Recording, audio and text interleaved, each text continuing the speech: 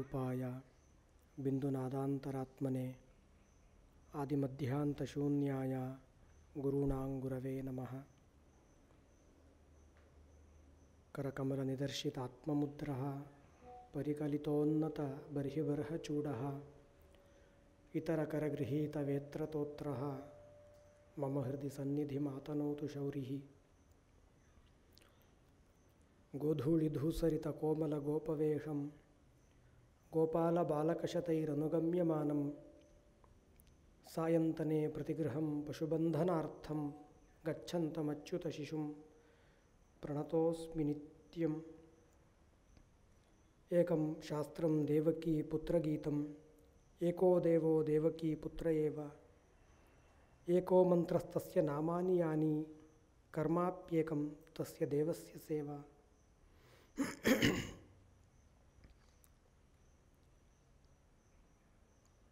ಜಗದ್ಗುರುವಾದ ಶ್ರೀಕೃಷ್ಣ ಪರಂಜ್ಯೋತಿಯನ್ನು ನಮಿಸಿ ಮೊದಲನೇದಾಗಿ ಎಲ್ಲರಿಗೂ ನಮಸ್ಕಾರವನ್ನು ಸಮರ್ಪಿಸ್ತೇನೆ. ಶ್ರೀಕೃಷ್ಣ ಜಗದ್ಗುರುವಿನ ಕುರಿತಾದಂತಹ ಈ ವಾಕ್ಪೂಜಾ ರೂಪವಾದಂತಹ ಕಾರ್ಯಕ್ರಮಕ್ಕೆ ಎಲ್ಲರಿಗೂ ಮತ್ತೊಮ್ಮೆ ಸ್ವಾಗತವನ್ನು ಬಯಸ್ತೇನೆ.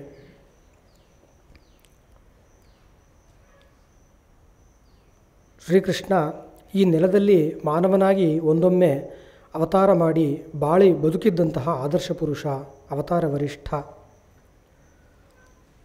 ಅವನ ಸ್ಮರಣೆಗೆ ಇದೊಂದು ನಿಮಿತ್ತ ಒದಗಿ ಬಂದಿದೆ. ಇದಕ್ಕೆ ಅವಕಾಶ ಮಾಡಿಕೊಟ್ಟಿರುವಂತಹ ಗೋಕರ್ಣ ಮಂಡಲಾಧೀಶ್ವರಾಗಿರುವಂತಹ ಶ್ರೀಮದ್ ಜಗದ್ಗುರು ಶಂಕರಾಚಾರ್ಯ ಶ್ರೀ ರಾಘವೇಶ್ವರ ಭಾರತಿ ಮಹಾಸ್ವಾಮಿಗಳನ್ನು ನಮಿಸ್ತಾ, ಕೃಷ್ಣ ಭಕ್ತರಾದ ಎಲ್ಲ ಆಸ್ತಿಕ ಮಹಾಜನರನ್ನು ಮತ್ತೊಮ್ಮೆ ನಮಿಸ್ತಾ ಕಾರ್ಯಕ್ರಮಕ್ಕೆ ಮೊದಲು ಮಾಡೋಣ.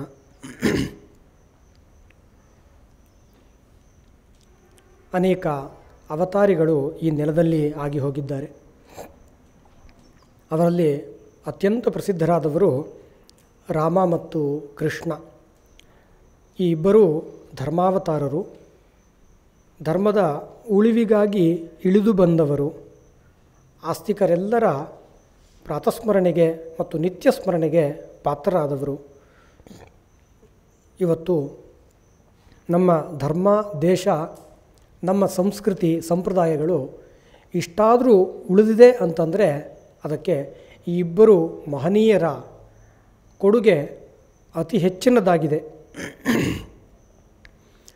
ಅವರವರ ಕಾಲದಲ್ಲಿ ಈ ಧರ್ಮಕ್ಕೆ ಬೇಕಾದಂತಹ ಜೀರ್ಣೋದ್ಧಾರ ಕಾರ್ಯವನ್ನು ಅವರು ಮಾಡಿ ಹೋಗಿದ್ದಾರೆ. ಅವತಾರ ಅನ್ನುವಂತಹ ಶಬ್ದಕ್ಕೆ ಶ್ರೀರಂಗ ಮಹಾಗುರುಗಳು ಅತ್ಯಂತ ಸರಳವಾಗಿ ಇಳಿದು ಬರುವುದು ಅನ್ನುವಂತಹ ಅರ್ಥವನ್ನು ಹೇಳಿದ್ದಾರೆ. ಎಲ್ಲಿಂದ ಇಳಿದು ಬರೋದು ಅಂದರೆ ಪರಮಪದದಿಂದ ಅಂತ.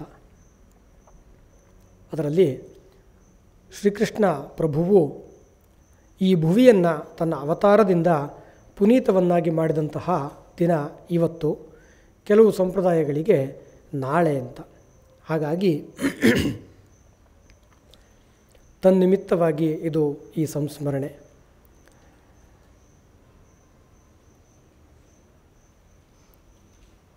ಇದಕ್ಕೆ ಗುರುವೇ ಶಕ್ತಿಯನ್ನು ತುಂಬಬೇಕು, ಶ್ರೀಕೃಷ್ಣನೇ ಬಲವನ್ನು, ಓಜಸ್ಸನ್ನು ತುಂಬಬೇಕು ಅಂತ ಪ್ರಾರ್ಥಿಸ್ತೇನೆ.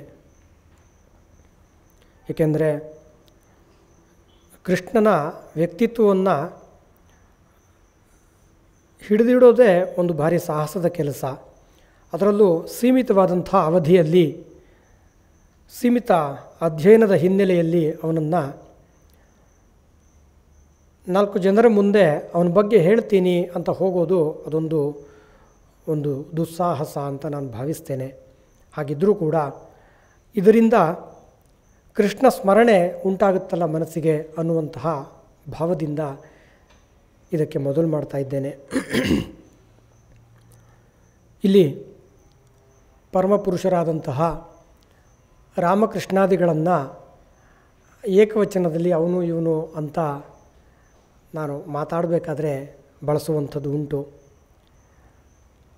ಕೆಲವು ಸಂಪ್ರದಾಯಗಳಲ್ಲಿ ಹೀಗೆ ರಾಮ, ಕೃಷ್ಣ, ಆಂಜನೇಯ ಇಂತಹ ವಿಭೂತಿಗಳನ್ನು ಬಹುವಚನದಲ್ಲಿಯೇ ಯಾವಾಗಲೂ ಮಾತಾಡುವಂತಹ ಒಂದು ಪರಂಪರೆ ಇದೆ. ಆದರೆ ಹಾಗಲ್ಲದೆ ಏಕವಚನದಲ್ಲಿ ಹೇಳುವಂಥದ್ದು ಉಂಟು. ಈ ಪ್ರಸಂಗದಲ್ಲಿ ಪೂಜ್ಯರಾಗಿರುವಂತಹ ಶ್ರೀರಂಗ ಮಹಾಗುರುಗಳು ಒಂದು ಮಾತನ್ನು ಆಡಿರೋದನ್ನು ಇಲ್ಲಿ ಸ್ಮರಿಸಿಕೊಂಡು ಹೋಗೋದು ಔಚಿತ್ಯ ಆಗುತ್ತೆ. ತುಂಬ ದೊಡ್ಡವ್ರಿಗೆ ಮತ್ತು ತುಂಬ ಚಿಕ್ಕವ್ರಿಗೆ ಇಬ್ರಿಗೂ ಬಹುವಚನ ಬೇಕಾಗಿಲ್ಲಪ್ಪ ಅಂತ. ಅಂದರೆ ತುಂಬ ದೊಡ್ಡವರು ಯಾರಾದರೂ ಇದ್ದರೆ ಅಜ್ಜ, ಅಜ್ಜಿ, ಅವ್ರಿಗೆ ಅಜ್ಜ ಹೋಗು ಬಾ ಅಂತಂದರೆ ಅವ್ರಿಗೆ ಏನು ಬೇಜಾರಾಗೋದಿಲ್ಲ. ಹಾಗೆ ಚಿಕ್ಕ ಮಕ್ಕಳಿಗೆ ಹೋಗು ಬಾ ಅಂತಂದರೆ ಅವ್ರಿಗೇನು ಬೇಜಾರಾಗೋದಿಲ್ಲ. ಹಾಗೆಯೇ ತುಂಬ ಮೇಲ್ಮಟ್ಟದ ವ್ಯಕ್ತಿಗಳಿಗೂ ಕೂಡ ಬಹುವಚನ ಇಲ್ಲ, ಅದು ಏಕವಚನವೇ. ರಾಮ ಬಂದ, ಕೃಷ್ಣ ಬಂದ, ಗುರುವಿನ ಮುಂದೆ ನೀನು ತಾನು ಅಂತ ಮಾತಾಡುವಂಥದ್ದುಂಟು, ನಿನ್ನ ಕರುಣೆ ಅಂತ ಗುರುವಿಗೆ ಹೇಳುವಂಥದ್ದುಂಟು. ಹಾಗಾಗಿ ಆ ಎರಡೂ ಎಕ್ಸ್ಟೆಂಟ್ಗೆ ಬೇಕಾಗಿಲ್ಲ. ಅದು ಈ ಮಧ್ಯದಲ್ಲಿರೋರಿಗೇ ಬಹುವಚನದ ಬಡಿವಾರ ಬೇಕಪ್ಪ ಅಂತ. ಆ ಮಟ್ಟದ ಭಕ್ತಿ ನನ್ನಲ್ಲಿ ಇಲ್ಲದೇ ಇದ್ದರೂ ಕೂಡ ಅಭ್ಯಾಸ ಬಲದಿಂದ ನಾನಿಲ್ಲಿ ಏಕವಚನವನ್ನು ಪ್ರಯೋಗ ಮಾಡ್ತಾಯಿದ್ದೀನಿ. ಅದನ್ನು ಮನ್ನಿಸಬೇಕು ಅಂತ ಕೇಳ್ಕೊಳ್ತೇನೆ ಸಭೆಯಲ್ಲಿ. ಇನ್ನು ನೇರ ವಿಷಯದ ಪ್ರವೇಶ. ಕೃಷ್ಣನ ಬಗ್ಗೆ ಮಾತಾಡಬೇಕಾಗಿದೆ. ಈ ಪ್ರವಚನದ ಶಿರೋನಾಮೆ ಕೃಷ್ಣನೆಂದರೆ ಅಂತ ಕೊಟ್ಟಿದೆ. ಅಂದರೆ ಕೃಷ್ಣ ಅಂದರೆ ಏನು ಅವನು ಅಂತ. ಕೃಷ್ಣ ಅಂದರೆ ಏನು ಅಂದರೆ ಒಂದು ಶಬ್ದದಲ್ಲಿ ಖಂಡಿತ ಹೇಳೋಕ್ಕೆ ಸಾಧ್ಯ ಇಲ್ಲ. ಹಾಗೇನಾದ್ರು ಹೇಳೋದಿದ್ದರೆ ಅವನು ಪರಂಜ್ಯೋತಿ ಅಂತ ಹೇಳಿ ಮುಗಿಸ್ಬಹುದು.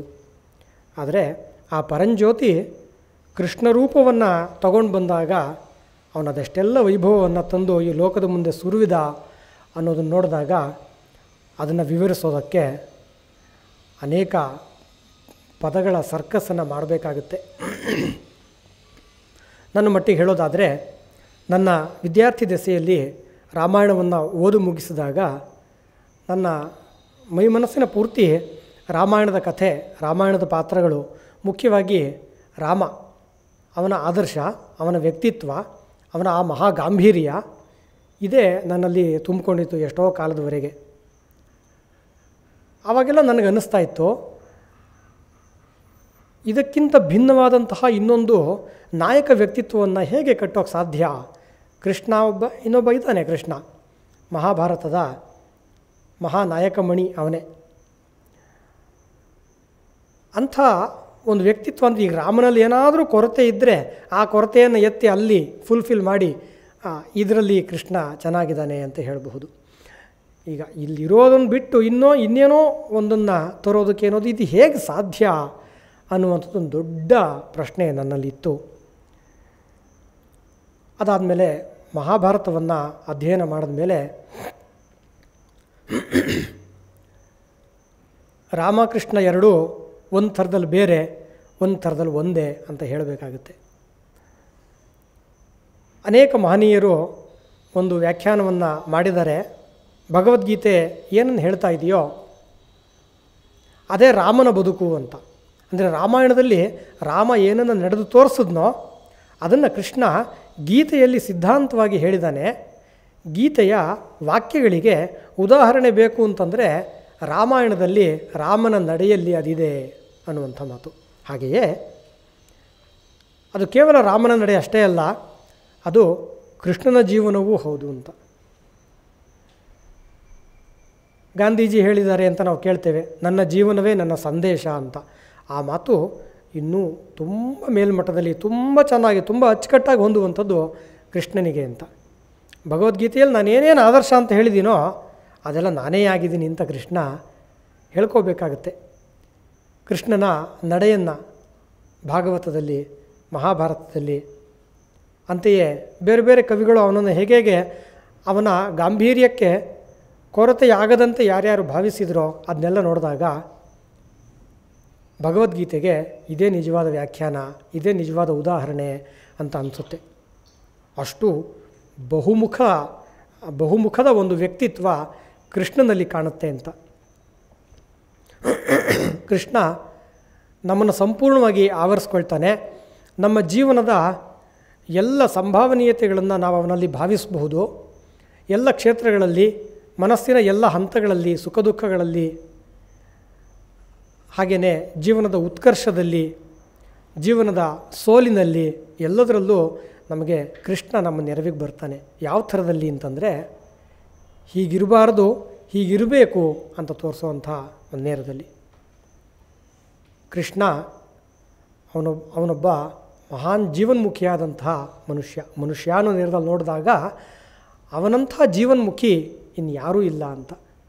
ಅವನ ಹಾಗೆ ಬದುಕನ್ನು ಅನುಭವಿಸಬೇಕು, ಯಾವತ್ತೂ ಆಶಾವಾದಿಗಳಾಗಿರಬೇಕು, ಬಂದ ಸಂದರ್ಭವನ್ನು ಬಳಸ್ಕೊಳ್ಬೇಕು, ಸಂದರ್ಭವನ್ನು ನಮಗೆ ಬೇಕಾದಂತೆ ತಿರುಗಿಸ್ಕೋಬೇಕು ಅನ್ನುವಂತೆ ಬದುಕಿದ ಇನ್ನೊಬ್ಬ ಮಹಾಪುರುಷನ ಹೆಸರು ಹೇಳಿ ಅಂತಂದರೆ ಕಷ್ಟಪಡಬೇಕಾಗುತ್ತೆ.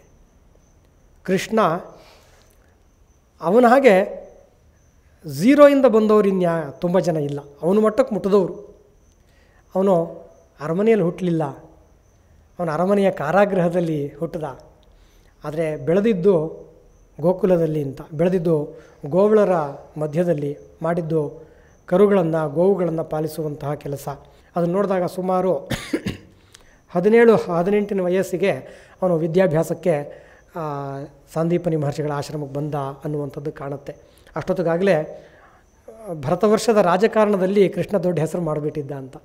ಆಮೇಲೆ ಅವನು ವಿದ್ಯಾಭ್ಯಾಸಕ್ಕೆ ಬಂದಿದ್ದು. ಆದರೆ ಆ ಬಗ್ಗೆ ಎಲ್ಲ ಕೃಷ್ಣನಿಗೆ ಯಾವ ಕಂಪ್ಲೇಂಟ್ಸು ಇಲ್ಲ. ಅವನ ಜೀವನದಲ್ಲಿ ಏನೇನು ಆ ಥರ ಕೊರತೆ ಅಂತ ನಾವು ಫೀಲ್ ಮಾಡ್ತೀವೋ ಅದು ಯಾವುದ್ರ ಬಗ್ಗೆನೂ ಕೃಷ್ಣನಿಗೆ ರಿಗ್ರೆಟ್ಸ್ ಯಾವುದೂ ಇಲ್ಲ ಅಂತ. ಕೃಷ್ಣ ಇಡೀ ಮಹಾಭಾರತ, ಇಡೀ ಭಾಗವತವನ್ನು ನೋಡಿದ್ರೆ ಕೃಷ್ಣ ಗೋಳಾಡುವಂಥ ಸಂದರ್ಭ ನಮಗೆ ಕಾಣಿಸೋದೇ ಇಲ್ಲ ಅಂತ. ಕೃಷ್ಣ ಅಳೋ ಸಂದರ್ಭ ಕಾಣಿಸೋದೇ ಇಲ್ಲ ಅಂತ. ಎಲ್ಲೂ ಅಳೋದಿಲ್ಲ ಕೃಷ್ಣ. ಮಹಾಭಾರತ ಉಳಿದ ಎಲ್ಲ ಪಾತ್ರಗಳು ಅಳ್ತಾರೆ, ನಾವು ನೋಡ್ಬೋದು ಬೇಕಾದರೆ. ಧರ್ಮರಾಯ ಅವನು ಅಳೋದಕ್ಕೆ ಅವನು ರೂಪದರ್ಶಿ. ಅರ್ಜುನನೂ ಅಷ್ಟೇ. ಅರ್ಜುನ ಏನು ಕಡಿಮೆ ಇಲ್ಲ ಅಳೋದಕ್ಕೆ. ಅವನು ಯುದ್ಧರಂಗದಲ್ಲೂ ಅಳ್ತಾನೆ, ಅವನು ಎಲ್ಲ ಕಡೆ ಅಳ್ತಾನೆ ಅಂತ. ಅಂಥ ಗಂಡಿನೋಳು ಭೀಮಸೇನಂ ಅಂತ ಹೇಳುವಂತಹ ಭೀಮಸೇನ ಕೂಡ ಅಳ್ತಾನೆ. ವಿರಾಟ್ ಪರ್ವದಲ್ಲಿ ದ್ರೌಪದಿಯ ಕಷ್ಟವನ್ನು ನೆನೆದು ಅವಳ ಕೈಗಳನ್ನು ಹಿಡ್ಕೊಂಡು ಅವನು ಅಸಹಾಯಕತೆಯಿಂದ ಬಿಕ್ಕಿ ಬಿಕ್ಕಿ ಹೇಳ್ತಾನಂತೆ ಭೀಮಸೇನ. ಇನ್ನು ದುರ್ಯೋಧನ, ಧೃತರಾಷ್ಟ್ರ, ಗಾಂಧಾರಿ, ಕುಂತಿ ಇವರೆಲ್ಲ ಯಥಾಶಕ್ತಿ ನೀರನ್ನು ಧಾರೆಯಾಗಿ ಹರಿಸಿದವರೇನೆ. ಯಾವುದೋ ಸಣ್ಣ ಪುಟ್ಟ ಪಾತ್ರಗಳು ಇದು ಇಲ್ಲದೇ ಇರಬಹುದು ಇದರಲ್ಲಿ.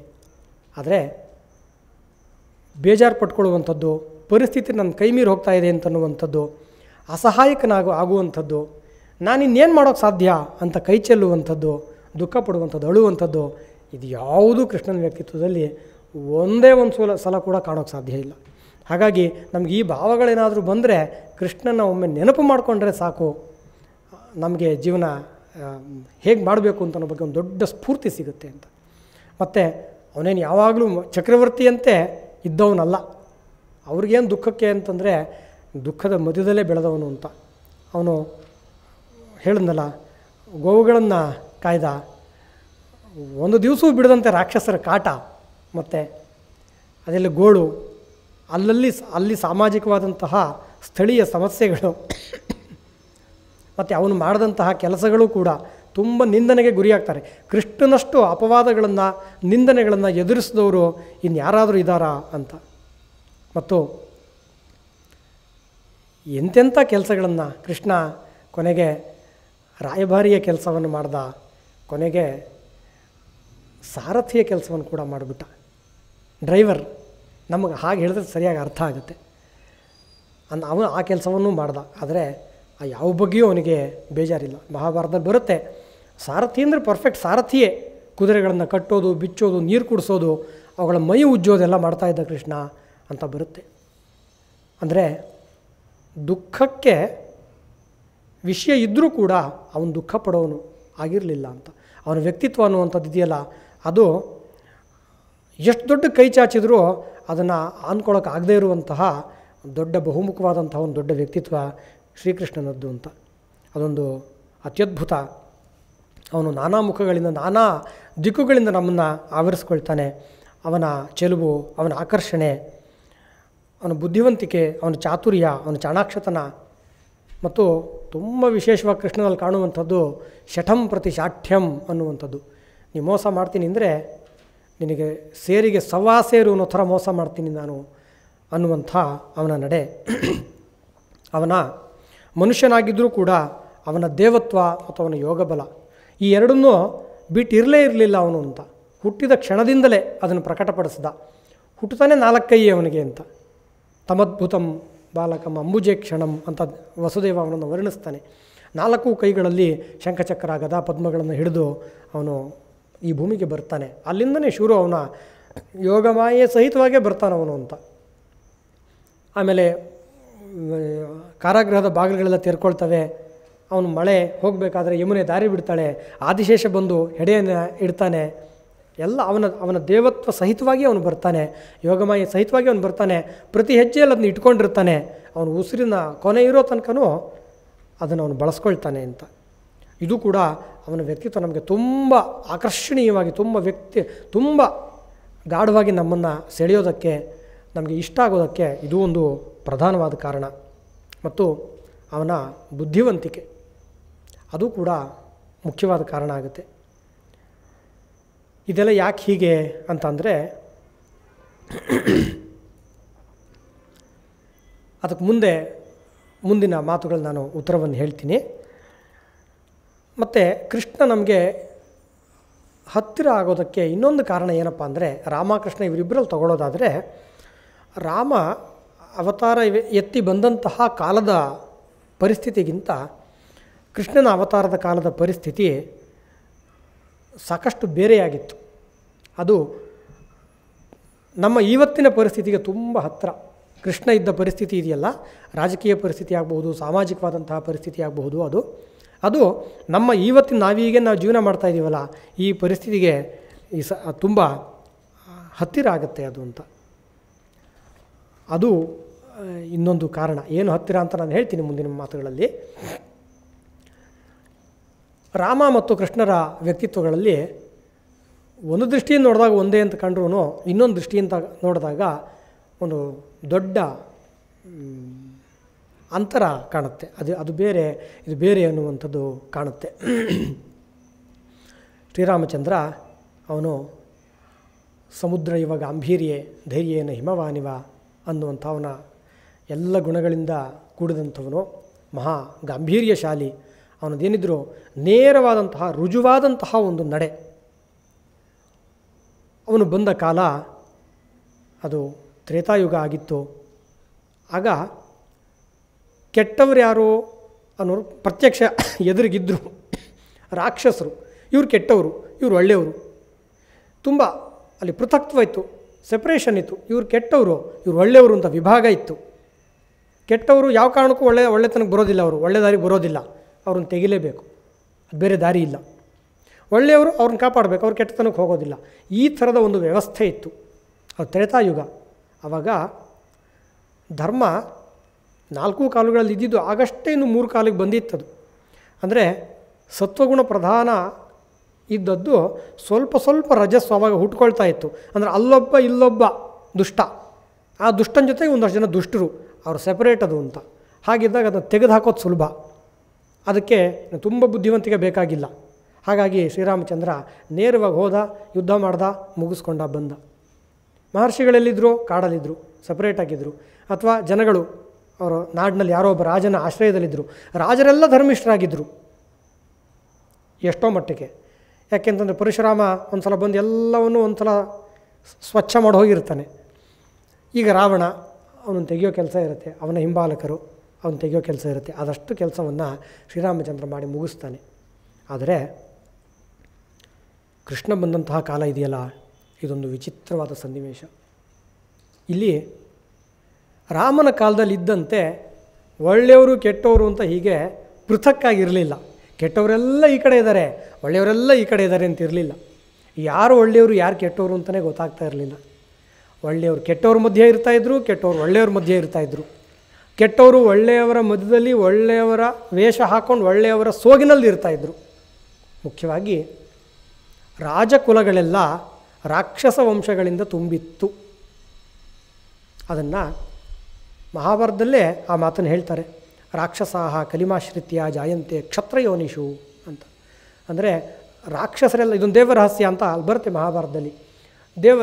ರಾಕ್ಷಸರೆಲ್ಲ ಕೂಡಿ ಸಭೆ ಮಾಡಿದ್ರಂತೆ, ನಮಗಿನ್ನ ದೇವಲೋಕದಲ್ಲಿ ಉಳುಗಾಲ ಇಲ್ಲ, ದೇವತೆಗಳು ನಾವೇನು ಮಾಡೋಕ್ಕೆ ಬಿಡ್ತಾ ಇಲ್ಲ, ನಾವು ಬೇಕಾದಂತೆ ಸುಖಲಾಲಸೆಯಿಂದ ಇರಬೇಕು, ಲೋಲುಪರಾಗಿರಬೇಕು, ಒಳ್ಳೆಯವ್ರ ಮೇಲೆ ಸವಾರಿ ಮಾಡಬೇಕು, ಅವ್ರಿಗೆ ಮಾಡಬಾರ್ದು ಮಾಡಿ ಅವರು ದುಃಖಪಟ್ಟು ಹತ್ತಾಗ ನಮಗೆ ಆನಂದ. ಇದೇ ತಾನೇ ರಾಕ್ಷಸ ಬುದ್ಧಿ. ಇದನ್ನು ಇಲ್ಲಿ ಮಾಡೋಕ್ಕಾಗ್ತಾ ಇಲ್ಲ. ಹಾಗಾಗಿ ನಾವು ಎಲ್ಲಿ ಹೋಗೋಣ ಇವಾಗ ಅಂತ ಸುಮ್ಮನೆ ಇರೋಕ್ಕಾಗಲ್ಲ. ನಮ್ಮ ಬುದ್ಧಿ ನಾವು ತೋರಿಸ್ತಾನೆ ಇರಬೇಕು. ಎಲ್ಲಿ ಹೋಗೋದು ಅಂತಂದರೆ ನಾವು ಭೂಲೋಕಕ್ಕೆ ಹೋಗೋಣ. ಅಲ್ಲಿ ರಾಜವಂಶಗಳಿವೆ. ಆ ರಾಜರ ಹತ್ರ ಎಲ್ಲ ಬಲ ಐಶ್ವರ್ಯ ಎಲ್ಲ ಇರುತ್ತೆ, ಎಲ್ಲ ಲೋಲುಪತೆಗೆ ಅವಕಾಶ ಇದೆ. ಮದ ಎಷ್ಟು ಬೇಕಾದ್ರೂ ತುಂಬ್ಕೊಂಡಿರ್ಬೋದು, ಯಾರೂ ಹೇಳೋರಿಲ್ಲ ಕೇಳೋರಿಲ್ಲ. ಕೇಳಿದ್ರೂ ಅವ್ರನ್ನ ಬಡಿದು ಹಾಕಬಹುದು. ಯಾಕೆಂದರೆ ಅಷ್ಟು ಮೈಯಲ್ಲಿರೋದು ರಾಕ್ಷಸ ಬಲ. ಹೊರ ನೋಡೋದಕ್ಕೆ ಒಳ್ಳೆ ರೂಪ ಇದೆ, ಕಿರೀಟ ಇದೆ, ರಾಜರ ಉಡುಗೆ ಇದೆ, ಅದ್ರ ಒಳಗಡೆ ಕೋರೆದಾಡೆ ಇದೆಲ್ಲ ಒಳಗಡೆ ಇದೆ, ಮನಸ್ಸಿನ ಒಳಗಡೆ ಇದೆ. ಈ ರೀತಿಯಾದಂಥ ಒಂದು ಸನ್ನಿವೇಶ. ಹಾಗೆ ರಾಕ್ಷಸರು ಪ್ರಕಟ ರೂಪವಾಗಿಯೂ ಬಂದಿರುವಂಥದ್ದುಂಟು ಮಹಾಭಾರತದಲ್ಲಿ. ಘಟೋತ್ಕಚ ಇದ್ದಾನೆ, ಇನ್ನೂ ಬೇರೆ ಬೇರೆ ಅಂಥವರಿದ್ದಾರೆ. ಪರಿಸ್ಥಿತಿ ಹೀಗಿತ್ತು. ಮತ್ತು ತತ್ವದ ದೃಷ್ಟಿಯಿಂದ ಹೇಳೋದಾದರೆ ರಜಸ್ಸು ಸಂಪೂರ್ಣ ತುಂಬಿ ಕೆಟ್ಟು ಹೋಗಿದೆ ಮತ್ತು ಇನ್ನೇನು ಮುಂದೆ ಕಲಿ ಪ್ರವೇಶಕ್ಕೆ ಸಿದ್ಧವಾಗಿ ನಿಂತಿದ್ದಾನೆ ಅಂದಾಗ ತಮಸ್ಸು, ಮೋಸ, ಕಪಟ, ವಂಚನೆ, ಅಸತ್ಯ, ದುರಹಂಕಾರ, ಅಸೂಯೆ ಈ ಎಲ್ಲವೂ ಈಗಾಗಲೇ ಪ್ರವೇಶ ಮಾಡಿಬಿಟ್ಟಿವೆ ಒಂದು ಹಂತದ ಒಂದು ಮಟ್ಟದಲ್ಲಿ ಅಂತ. ಎಲ್ಲವೂ ಅಲ್ಲಲ್ಲಿ ಕಾಣಿಸ್ಕೊಳ್ತಾ ಇವೆ. ಇಂಥ ಒಂದು ಪರಿಸ್ಥಿತಿ ಅಂತ. ಆವಾಗ ಕತ್ತಿ ಹಿಡ್ಕೊಂಡು ಚಕ್ರ ಹಿಡ್ಕೊಂಡು ಕೆಟ್ಟವನ ಇವನು ತೆಗೆದುಬಿಡ್ತೀನಿ, ಇವನು ಒಳ್ಳೆಯವನ ಹೀಗೆ ಮಾಡೋಕ್ಕೆ ಸಾಧ್ಯ ಇಲ್ಲ ಅಂತ. ಆವಾಗ ಅದಕ್ಕಿನ್ನೊಂದು ವಿಶೇಷವಾದಂತಹ ಸಾಮರ್ಥ್ಯ ಬೇಕು. ಆದ್ದರಿಂದನೇ ಕೃಷ್ಣ ಅಷ್ಟೆಲ್ಲ ಪ್ರತಾಪವಂತನಾಗಿದ್ದರೂ ವೀರನಾಗಿದ್ದರೂ ಕೂಡ, ಅಷ್ಟೆಲ್ಲ ಬಲ ಇದ್ದರೂ ಕೂಡ ನೀತಿಯನ್ನು ಪ್ರಧಾನವಾಗಿ ಅವಲಂಬಿಸಿಕೊಂಡವನು ಕೆಲಸ ಮಾಡಬೇಕಾದಂಥ ಒಂದು ಅನಿವಾರ್ಯತೆ ಬರುತ್ತೆ. ಲೋಕದ ಕಣ್ಣಿಗೆ ತಾನು ಕೆಟ್ಟವನಾಗಬಾರ್ದು, ನೀನು ದುಷ್ಟ, ನನಗೆ ಗೊತ್ತು, ನಾನು ಹೊಡೆದಾಕ್ತೀನಿ ಅಂತ ಹೇಳಿಬಿಟ್ರೆ ಲೋಕದ ಕಣ್ಣಿಗೆ ಅವನು ಒಳ್ಳೆಯವನಾಗಿರ್ತಾನೆ. ಹಾಗೆ ಮಾಡೋಕ್ಕಾಗಲ್ಲ. ಹಾಗಾಗಿ ಅವನು ಒಳ್ಳೆಯವನಲ್ಲ ಅನ್ನೋ ಮೊದಲು ನಿರೂಪಣೆ ಮಾಡಬೇಕು. ಅವನು ಏನು ಮಾಡಿದ್ರೆ ಅವ್ನು ಕೆಟ್ಟತನ ಆಚೆಗೆ ಬರುತ್ತೆ, ಅದನ್ನು ಮಾಡಬೇಕು. ಅದನ್ನು ಮಾಡಿ ಅದು ಆಚೆ ಬಂದಾಗ ಅಲ್ಲೂ ಅವನಿಗೇನೋ ಭಾರಿ ಔದಾರ್ಯದಿಂದ ನಿನಗೆ ಅವಕಾಶ ಕೊಡ್ತಿದ್ದೀನಿ ಒಳ್ಳೆಯವನಾಗೋಕ್ಕೆ, ಗೊತ್ತು ಎಷ್ಟು 100 ಅಲ್ಲ 1000 ಅವಕಾಶ ಕೊಟ್ಟರು ಒಳ್ಳೆಯವನಾಗಲ್ಲ ಅಂತ. ಆಯಿತು 100 ಅವಕಾಶ ಕೊಡ್ತೀನಿ ಅಂತೇಳಿ ನೋಡು, ಕೃಷ್ಣನ ಏನಾದ್ರು ತಪ್ಪಿದೆಯಾ ಅಂತ ಮಾಡಿ ಅವ್ರನ್ನ ತೆಗಿಬೇಕಾದಂಥ ಒಂದು ಪರಿಸ್ಥಿತಿ. ಅದಕ್ಕೆ ಎಷ್ಟೆಲ್ಲ ಬುದ್ಧಿವಂತಿಕೆ, ಎಷ್ಟೆಲ್ಲ ಚಾಣಾಕ್ಷತೆ, ಸಮಯ ಸಾಧಕತನ ಎಲ್ಲವೂ ಬೇಕಾಗಿತ್ತು ಅಂತ. ಆ ವಿನಯ, ಆ ಕುಟಿಲತೆ ಎಲ್ಲವನ್ನ ಇಟ್ಕೊಂಡು ಬಂದಿದ್ದ ಕೃಷ್ಣ. ಅವನ ಮೋಸದ ಬಗ್ಗೆ ಹೇಳಬೇಕಾದ್ರೆ ನಾವೆಲ್ಲ ಅದು ಹೇಳಿದರೆ ಸರಿಯಾಗಲ್ಲ. ಕೃಷ್ಣ ಮೋಸ ಮಾಡ್ತಾಯಿದ್ದ ಅಂದರೆ ನಮ್ಮ ಮಾತಿಗೆಲ್ಲ ಬೆಲೆ ಇರಲ್ಲ. ಅದನ್ನ ಯಾರು ಹೇಳಬೇಕು ಅಂತಂದರೆ ಶಕುನಿ ಅಂತವನು ಹೇಳಬೇಕು. ಯಾಕೆ ಅವನು ಈ ಸರ್ಟಿಫಿಕೇಟ್ ಯಾರು ಕೊಡಬೇಕು? ಅದು ಪ್ರೊಫೆಸರ್ ಕೊಡಬೇಕು. ಯೂನಿವರ್ಸಿಟಿ ಕೊಡ್ತಾ ಇರೋ ಸರ್ಟಿಫಿಕೇಟ್ನ ಏನು, ದುರ್ಯೋಧನ ಹೋಗಿ ಸಂಧಾನ ಮಾಡ್ಕೊಂಡು ಬರ್ತಾನಲ್ಲ, ಅರ್ಜುನ ಮತ್ತು ದುರ್ಯೋಧನ ಒಟ್ಟಿಗೆ ಹೋಗ್ತಾರೆ ಕೃಷ್ಣನ ಹತ್ರ. ಯುದ್ಧ ಡಿಕ್ಲೇರ್ ಆಯಿತು. ಇಲ್ಲ ಬೇಡ, ಯುದ್ಧ ಮಾಡಬೇಡಿ ಅಂದರು. ನೋಡಪ್ಪ, ನಿನ್ನ ಧರ್ಮ ಪ್ರವಚನ ಕೇಳೋಕ್ಕೆ ಬಂದಿಲ್ಲ ನಾನು ಕೃಷ್ಣ, ಈ ಯುದ್ಧ ಡಿಕ್ಲೇರ್ ಆಗಿದೆ, ಏನು ಕೊಡ್ತೀಯ ಹೇಳು ನನಗೆ ಅಂತಂತಾನೆ ದುರ್ಯೋಧನ. ನೋಡಿ ಇಲ್ಲಿ ಹೇಗೆ ಸೇರ್ಕೊಂಡಿರುತ್ತೆ ಒಳ್ಳೆಯದು ಕೆಟ್ಟದು ಅನ್ನೋಕ್ಕೆ. ನಿನಗೆ ಕೊಡಲ್ಲ, ಹೋಗು ನೀನು ದುಷ್ಟ ಅಂತ ಕೃಷ್ಣ ಹೇಳಂಗಿಲ್ಲ. ಯಾಕೆ ಅಂತಂದರೆ ಅವನು ಕೌರವ್ರಿಗೂ ನೆಂಟ ಪಾಂಡವ್ರಿಗೂ ನೆಂಟ ಅಂತ ಗಾದೆ. ಏನು, ದುರ್ಯೋಧನನ ಮಗನಿಗೆ ತನ್ನ ಮಗನಾದಂತಹ ಸಾಂಬನ ಹೆಂಡತಿ ದುರ್ಯೋಧನನ ಮಗಳು, ದುರ್ಯೋಧನ ಮಗಳನ್ನು ತನ್ನ ಮಗನಿಗೆ ತಂದ್ಕೊಂಡಿದ್ದಾನೆ ಕೃಷ್ಣ. ಜಾಂಬುವತಿಯ ಮಗ ಸಾಂಬ, ಅವನ ಪತ್ನಿ ಅವಳು. ಅದು ನೇರ ಬೀಗ ದುರ್ಯೋಧನ. ಇಲ್ಲ ಅಂತ ಈ ಥರ ಬೇಕಾದ ಸಂಬಂಧಗಳು ಬೆಳೆದೋಗಿದೆ. ಆದರೆ ಏನು ಬೀಗ ಆಗಲಿ ಕೀ ಆಗಲಿ ಏನಾದಾಗಲಿ ಕೆಟ್ಟ ಹೋಗಿದೆ ಅಂದಮೇಲೆ ತೆಗೆಯೋದು ಅಂತಲೇ ತೀರ್ಮಾನ. ಭೂಭಾರ ಹರಣಕ್ಕಾಗಿಯೇ ಬಂದಿರುವಂಥದ್ದು. ತನ್ನ ಮನೇಲಿರಲಿ ಯಾರ ಮನೇಲಿರಲಿ ಹುಳ ಎತ್ತು ಆಚೆ ಹಾಕಬೇಕು ಅನ್ನೋದೇ. ಆದರೆ ಅದಕ್ಕೊಂದು ನೀತಿ ಬೇಕಲ್ಲ. ಹಾಗಾಗಿ ಒಳ್ಳೆ ಮಾತು, ನೋಡಪ್ಪ ನಾನು ಹೇಳಿದೆ ಅಂತ ನಾಳೆ ಅವನು ಕೋರ್ಟಲ್ಲಿ ವಾದ ಮಾಡಬೇಕು, ಅಷ್ಟು ವ್ಯವಸ್ಥೆ ಮಾಡಿಕೊಂಡ ಕೃಷ್ಣ.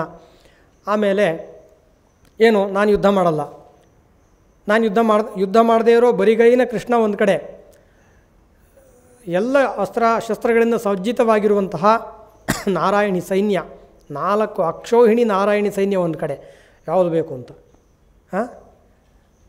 ಯಾರು ಫಸ್ಟ್ ಕೇಳಬೇಕು ಅಂತಂದರೆ ಅರ್ಜುನ ಕೇಳಬೇಕು ಅಂತ. ದುರ್ಯೋಧನ ಕೈ ಹಿಸ್ಕೋತಾನೆ.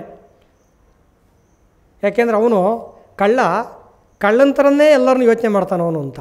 ಹಾಗೆ ಇವನು ಯೋಚನೆ ಮಾಡ್ತಾನೆ, ಅರ್ಜುನ ಆಯ್ತು ನನಗೆ ಹೋಯ್ತು, ಇವನು ಸೈನ್ಯ ತಗೋತಾನೆ ಅರ್ಜುನ ಅಂತ. ಆದರೆ ಅರ್ಜುನ ಕೃಷ್ಣನ ಆರಿಸ್ತಾನೆ. ಪರಮ ಸಂತೋಷ ಆಗೋದು ದುರ್ಯೋಧನನಿಗೆ. ಆಯ್ತಪ್ಪ ಅವನೇನು ಬಿಟ್ಟ ಅದು ಮಹಾಪ್ರಸಾದ, ನನಗೆ ತುಂಬ ಸಂತೋಷ ಅಂತ ಹೇಳ್ತಾನೆ. ನಮ್ಮ ಪೂಜ್ಯ ರಾಮಭದ್ರಾಚಾರ್ಯ ಇದನ್ನೆಲ್ಲ ಅಭಿನಯ ತುಂಬ ಚೆನ್ನಾಗಿ ಮಾಡಿ ತೋರಿಸ್ತಾ ಇದ್ದರು. ಆಯಿತು, ಗೊತ್ತು ಕೃಷ್ಣನಿಗೆ ಗೊತ್ತು ಇವನು ಇದನ್ನೇ ಆರಿಸ್ಕೋತಾನೆ ಅಂತ ಗೊತ್ತು. ತುಂಬ ಸಂತೋಷ ಆಗುತ್ತೆ ದುರ್ಯೋಧನನಿಗೆ. ವಾಪಸ್ ಬರ್ತಾನೆ, ಬಾಗಿಲಲ್ಲೇ ಕಾಯ್ಕೊಂಡಿರ್ತಾನೆ ಶಕುನಿ. ಏನಾಯಿತು, ಏನು ತಂದೆ, ಏನು ಕೊಟ್ಟ ಕೃಷ್ಣ ಅಂದಾಗ, ಮಾಮ ತುಂಬ ಚೆನ್ನಾಗಿ ಮಾಡ್ಕೊಂಡು ಬಂದೆ ಅಂತ ಹೇಳ್ತಾನೆ. ಸಂಧಾನ, ಏನು ಮಾಡ್ಕೊಂಡು ಬಂದ್ಯಪ್ಪ, ಹೀಗೆ ಆಪ್ಷನ್ ಕೊಟ್ಟ ಕೃಷ್ಣ. ನಾನಿಂಗೆ ನಮ್ಮ ಮೂರ್ಖ ಅರ್ಜುನ ತೊಗೊಂಬಂದ್ಬಿಟ್ಟ ಅಂತ. ಮೂರ್ಖ ಅವನಲ್ಲ ನೀನು ಕಣೋ ಅಂತ ಹೇಳ್ತಾನೆ. ಯಾಕೆ ಅಂತಂದರೆ, ಅವನು ಎಂಥ ಮೋಸಗಾರ ಗೊತ್ತಾ, ನಿನಗೆ ಗೊತ್ತಿಲ್ಲ, ಅವನು ನಿಖಿಲ ಕೈತವ ಗುರುಹು ಅಂತಾನವನು. ಅಂದರೆ ಲೋಕದಲ್ಲಿ ಯಾರ್ಯಾರು ಮೋಸಗಾರರು ಅಂತಿದ್ದಾರೋ ಅವ್ರಿಗೆಲ್ಲ ಜಗದ್ಗುರು ಅವನು ಅಂತ. ಅಂದರೆ ನಾವೆಲ್ಲ ಮೋಸ ಮಾಡಿದ್ರೆ ಹೆಂಗೆ ಮಾಡಿದ್ವಿ, ಯಾರಿಗೆ ಮಾಡಿದ್ವಿ, ಏನು ಸುಳ್ಳು ಹೇಳಿದ್ವಿ, ಅದಕ್ಕೆ ಏನಾಯಿತು ಅಂತೆಲ್ಲ ಗೊತ್ತಾಗುತ್ತೆ. ಅವನು ಮಾಡಿದ್ರೆ ಎಲ್ಲಿ ಹೊಡಿತಾನೆ ಅಂತ ಗೊತ್ತಾಗಲ್ಲ, ಇನ್ನೆಲ್ಲೋ ಸದ್ದು ಬಂದಿರುತ್ತೆ. ಭಾರಿ ಅಪಾಯಕಾರಿ ಅವನು. ನೋಡು, ಆ 4 ಅಕ್ಷೋಹಿಣಿ ಸೈನ್ಯವನ್ನು ಅವನೇ ಅರ್ಜುನನ ಮುಂದೆ ಕೂರಿಸಿ ಹೊಡೆಸ್ತಾನೆ. ನಿನಗೆ ಅದರಲ್ಲಿ ಒಂದು ಪೈಸದ ಲಾಭ ಆಗೋದಿಲ್ಲ, ನೀನು ಮೋಸ ಹೋದೆ ನೀನು ಅಂತ ಹೇಳ್ತಾನೆ. ಇಲ್ಲ ಮಾಮ, ನಾನು ಸರಿಯಾಗಿ ಮಾಡ್ಕೊಂಬಂದಿದ್ದೀನಿ. ಯಾರು ಹೇಳಿದ್ರೆ ಕೇಳೋ ಬುದ್ಧಿ ಇದ್ದಿರ್ತಾನೆ ದುರ್ಯೋಧನನಿಗೆ. ಹಾಗೆ ಅವನ ಮೋಸ ಅನ್ನುವಂಥದ್ದು ಕೂಡ, ಅದರಲ್ಲೂ ಕೂಡ ಅವನು ಲೋಕೋತ್ತರವಾದದ್ದು. ಅವನ ಕಳ್ಳತನ ಅಂತಂದರೆ ಅದು ಕಳ್ಳತನವನ್ನು 64 ವಿದ್ಯೆಗಳಲ್ಲಿ ಒಂದು ಅಂತ ಹೇಳಿದ್ದಾರೆ. ಹೇಗೆ ಅಂತಂದರೆ, ಕೃಷ್ಣ ಹೆಂಗೆ ಕದೀತಾನೋ ಹಂಗೆ ಕದ್ರೆ ಅಂತ. ಅದೇನು ಅಂತ ಅವನ್ನೇ ಕೇಳಬೇಕು. ಅದು ಹ್ಯಾಕೆ ಕದೀತೀಯ ನೀನು ಅಂತ ಅವನ್ನೇ ಕೇಳಬೇಕು ಅಂತ. ಹಾಗೆ ಅಷ್ಟೆಲ್ಲ ಮುಖದ ಕೃಷ್ಣ ಇದ್ದಾನಲ್ಲ, ಅವನ ಅಷ್ಟೆಲ್ಲ ಮುಖಕ್ಕೆ ವಿನಿಯೋಗ ಇದೆ. ಅಂದರೆ ಅದನ್ನೆಲ್ಲ ಬಳಸೋದಕ್ಕಲ್ಲ ಅವಕಾಶ ಇದೆ, ಅದಕ್ಕಾಗಿ ಅಷ್ಟೆಲ್ಲ ತೊಗೊಂಡು ಬಂದ ಅವನು ಅಂತ. ಆದರೆ ಅದನ್ನ ಎಲ್ಲೂ ತಪ್ಪಾದ ಕಡೆ ಬಳಸಲಿಲ್ಲ. ರುಜುವಾಗಿದ್ದವ್ರ ಮುಂದೆ ವಕ್ರತೆಯನ್ನು ಬಳಸಲಿಲ್ಲ ಅವನು. ವಕ್ರರಾಗಿರೋರಿಗೆ ಮಾತ್ರ ವಕ್ರತೆ, ರುಜುವಾಗಿರೋರಿಗೆ ಪರಮ ರುಜುತ್ವ. ಭಕ್ತರ ಮುಂದೆ ಭಗವಂತ, ಸ್ನೇಹಿತರಿಗೆ ಸ್ನೇಹಿತ. ಹೀಗೆ ಅವನ ಜೀವನ ಇತ್ತು.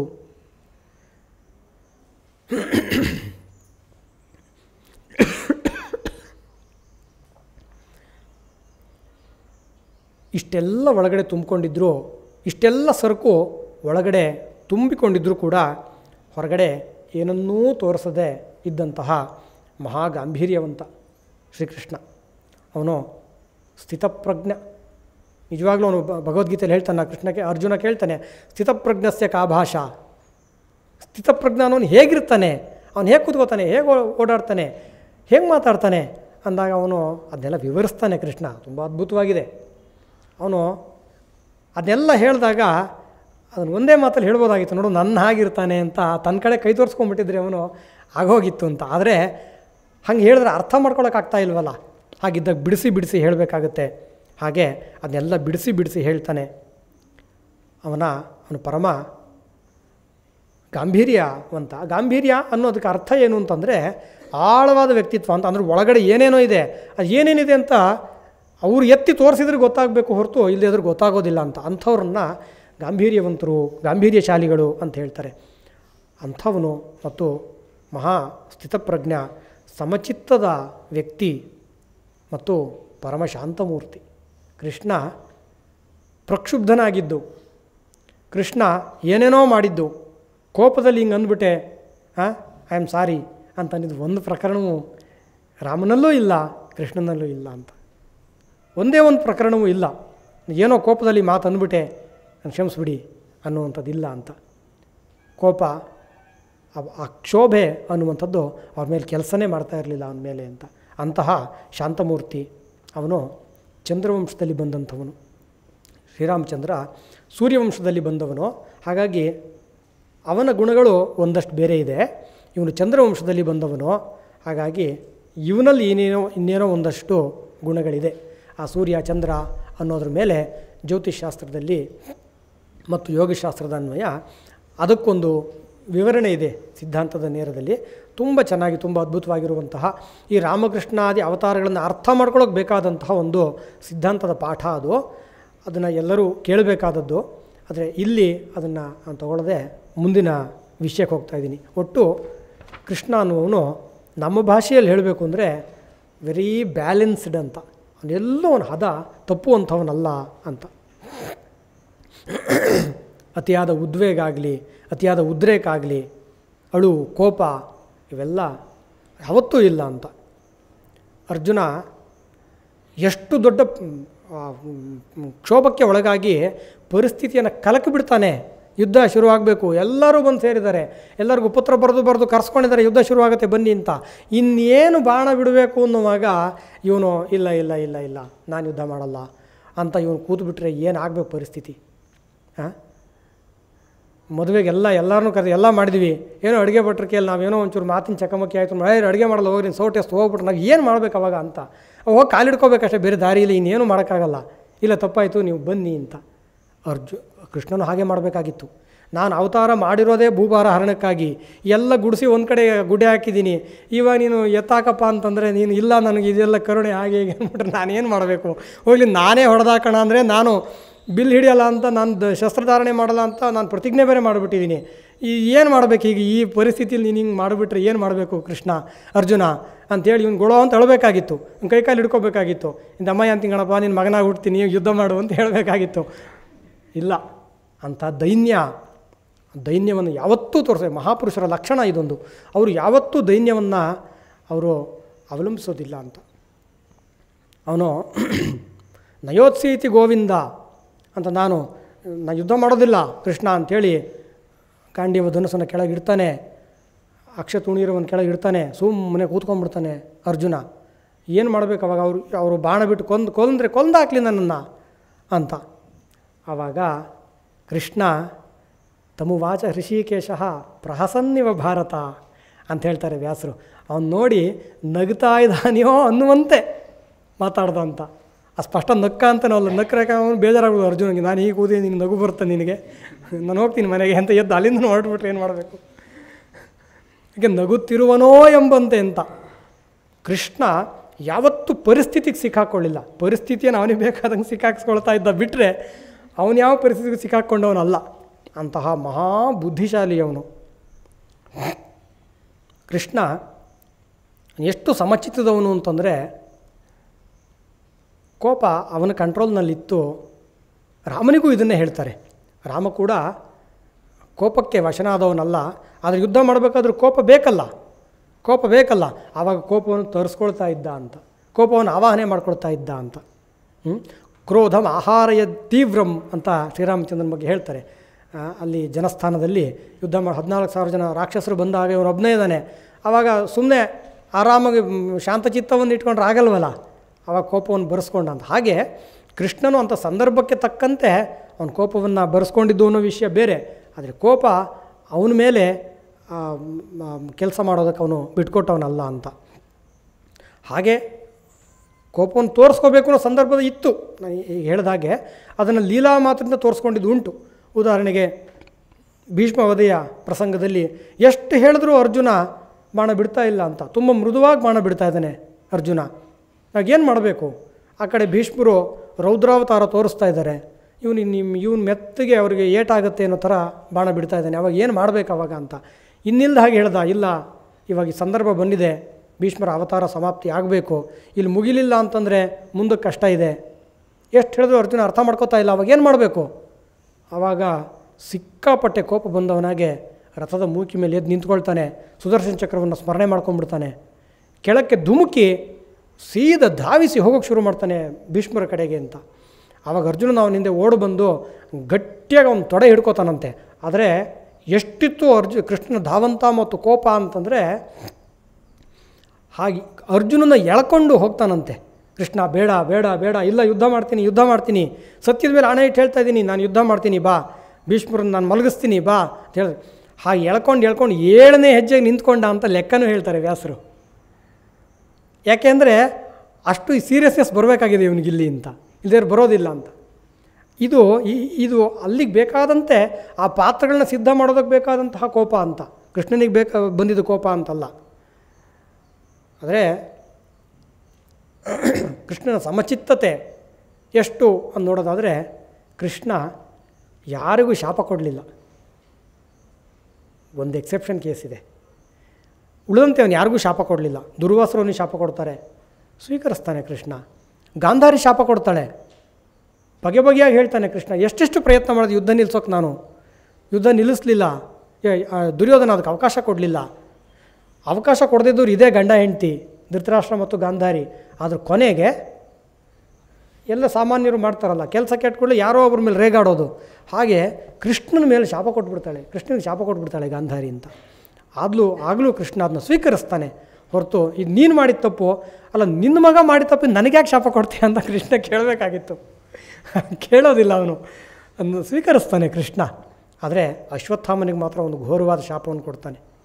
ಈ ಯುಗಾಂತ್ಯದವರೆಗೆ, ಕಲ್ಪಾಂತ್ಯದವರೆಗೆ ನೀನು ಪಿಶಾಚಿಯಾಗಿ ಅಲಿ, ನಿನ್ನ ಮೈಯಿಂದ ಮೈಯೆಲ್ಲ ವ್ರಣವಾಗಿ ನಿನಗೆ ಕೀವು ರಕ್ತ ಸೋರ್ತಾ ಇರಲಿ ಅನ್ನುವಂಥ ಒಂದು ಭಯಂಕರವಾದ ಶಾಪವನ್ನು ಕೊಡ್ತಾನೆ ಕೃಷ್ಣ. ಏಕೆಂದರೆ ಅವನು ಮಾಡಿದಂಥ ನೀಚ ಕಾರ್ಯ, ಅವನು ಶಿಶುಹತ್ಯೆ ಮಾಡ್ತಾನೆ, ಅದಕ್ಕಾಗಿ ಅದು ಬರುವಂಥದ್ದು. ಅದು ಬಿಟ್ಟರೆ ಕೃಷ್ಣ ಇನ್ಯಾರಿಗೂ ಶಾಪ ಕೊಟ್ಟವನಲ್ಲ, ಯಾರ ಮೇಲೂ ಕೋಪಗೊಂಡವನಲ್ಲ, ಅಷ್ಟು ಸಮಾಧಾನಿ ಅವನು ಅಂತ. ಕೃಷ್ಣನ ಒಂದು ವೈಶಿಷ್ಟ್ಯ ಅಂತ ನೋಡ್ತಾ ಹೋದರೆ, ಅವನಲ್ಲಿದ್ದಂಥ ಒಂದು ಯಾರಿಗೂ ಅರ್ಥ ಆಗದೇ ಇರುವಂಥ ಇನ್ನೊಂದು ದೊಡ್ಡ ಸಾಮರ್ಥ್ಯ ಏನಪ್ಪ ಅಂತಂದರೆ, ಮಹಾಭಾರತದ ಎಲ್ಲ ಪಾತ್ರಗಳ ಪರಿಚಯ ಅವನಿಗಿತ್ತು. ಹೇಗೆ ಚೆಸ್ ಆಡಬೇಕಾದ್ರೆ ಆ ಆಡೋನಿಗೆ ಈ ಕಡೆದು 32, ಆ ಕಡೆದು 32, ಈ ಕಡೆದು 16, ಆ ಕಡೆದು 12, ಒಟ್ಟು 32 ಕಾಯಿ ಮತ್ತು ಒಟ್ಟು 64 ಮನೆ, ಇದಿಷ್ಟೂ ಪರಿಚಯ ಇರಬೇಕು. ಹಾಗೆ ಅಲ್ಲಿದ್ದ ಪ್ರತಿಯೊಬ್ಬ ಯೋಧನ ವಿಷಯ ಕೃಷ್ಣನಿಗೆ ಗೊತ್ತಿತ್ತು. ವಿಷಯ ಅಂದರೆ ಏನು, ಅವ್ರ ಹುಟ್ಟು ಹೇಗಾಯಿತು, ಅವ್ರ ವೀಕ್ನೆಸ್ ಏನು, ಅವ್ರಿಗೇನು ಶಾಪ ಇದೆ, ಅವ್ರಿಗೇನು ವರ ಇದೆ, ಇದೆಲ್ಲವೂ ಗೊತ್ತಿತ್ತು ಕೃಷ್ಣನಿಗೆ ಅಂತ. ಅದನ್ನೆಲ್ಲ ಕಾಲಕಾಲಕ್ಕೆ ಬಳಸ್ತಾನೆ, ಅರ್ಜುನನಿಗೆ ಹೇಳ್ಕೊಡ್ತಾನೆ, ಯುದ್ಧವನ್ನು ಗೆಲ್ಲಿಸ್ಕೊಡ್ತಾನೆ. ಎಲ್ಲರ ರಹಸ್ಯ ಅಂದರೆ, ಕುಂತಿಗೆ ಹೇಗೆ ಮಕ್ಕಳು ಹುಟ್ಟಿದ್ರು, ಕರ್ಣ ಕುಂತಿಯ ಮಗ ಅನ್ನೋದು ಯಾರು ಹೇಳಿದ್ರು, ಕೃಷ್ಣನಿಗೆ ಯಾರು ಹೇಳಿದ್ರು ಅಂತಂದರೆ ಮಹಾಭಾರತದಕ್ಕೆ ವಿವರಣೆ ಸಿಕ್ಕೋದಿಲ್ಲ. ಹೆಂಗೆ ಗೊತ್ತಾಯ್ತು ಅವನಿಗೆ? ಚಿಕ್ಕ ಹುಡುಗ ಅವಾಗ ಇನ್ನೂ ಇಲ್ಲಿ ಗೋಕುಲದಲ್ಲಿ ಆಟ ಆಡ್ಕೊಂಡಿದ್ದ, ಹೇಗೆ ಗೊತ್ತಾಯ್ತು ಅವನಿಗೆ? ಅವಕಾಶ ಇಲ್ಲ. ಹಾಗೆ ಜಯದ್ರಥನ ತಂದೆ ವೃದ್ಧಕ್ಷತ್ರ ಅಂತ, ಅವನು ವರ ಪಡ್ಕೊಂಡಿರ್ತಾನೆ, ನನ್ನ ಮಗನ ತಲೆಯನ್ನು ಯಾರು ನೆಲಕ್ಕೆ ಬೀಳಿಸ್ತಾರೋ ಅವ್ರ ತಲೆ 1000 ಹೋಳಾಗಿ ಹೋಗಲಿ ಅಂತ. ಜಯದ್ರಥನ ಕೊಲ್ಲಬೇಕು, ಅದು ಕೊಂದರೆ ಹೀಗಾಗುತ್ತೆ, ಏನು ಮಾಡಬೇಕು ಅವಾಗ ಅಂತಂದರೆ, ಅವನ ತಲೆಯನ್ನು ಹಾರಿಸಿ ಅರ್ಜುನಿಗೆ ಹೇಳ್ತಾನೆ, ನೆಲದ ಮೇಲೆ ಬೀಳೋಕೆ ಬಿಡಬೇಡ, ಹಾಗೆ ಹಾರಿಸಿ ವೃದ್ಧಕ್ಷತ್ರ ಅವನು ಸಂಧ್ಯಾವನ್ನೇಗೆ ಜಪಕ್ಕೆ ಕೂತ್ಕೊಂಡಿರ್ತಾನೆ, ಅವನ ಕೈ ಬಗಸೆ ಒಳಗೆ ಬಂದು ಬೀಳೋ, ಅವನು ಅರ್ಜೆ ಕೊಡ್ತಾ ಇರ್ತಾನೆ ಕಣ್ಣು ಮುಚ್ಕೊಂಡು, ಅವನು ಬಗಸೆಗೆ ಬೀಳೋ ಹಂಗೆ ಮಾಡು ಅಂತ ಹೊಡಿತಾನೆ ಅರ್ಜುನ. ಅಷ್ಟು ವಿದ್ಯಾಬಲ ಇರುತ್ತೆ ಅವನಿಗೆ.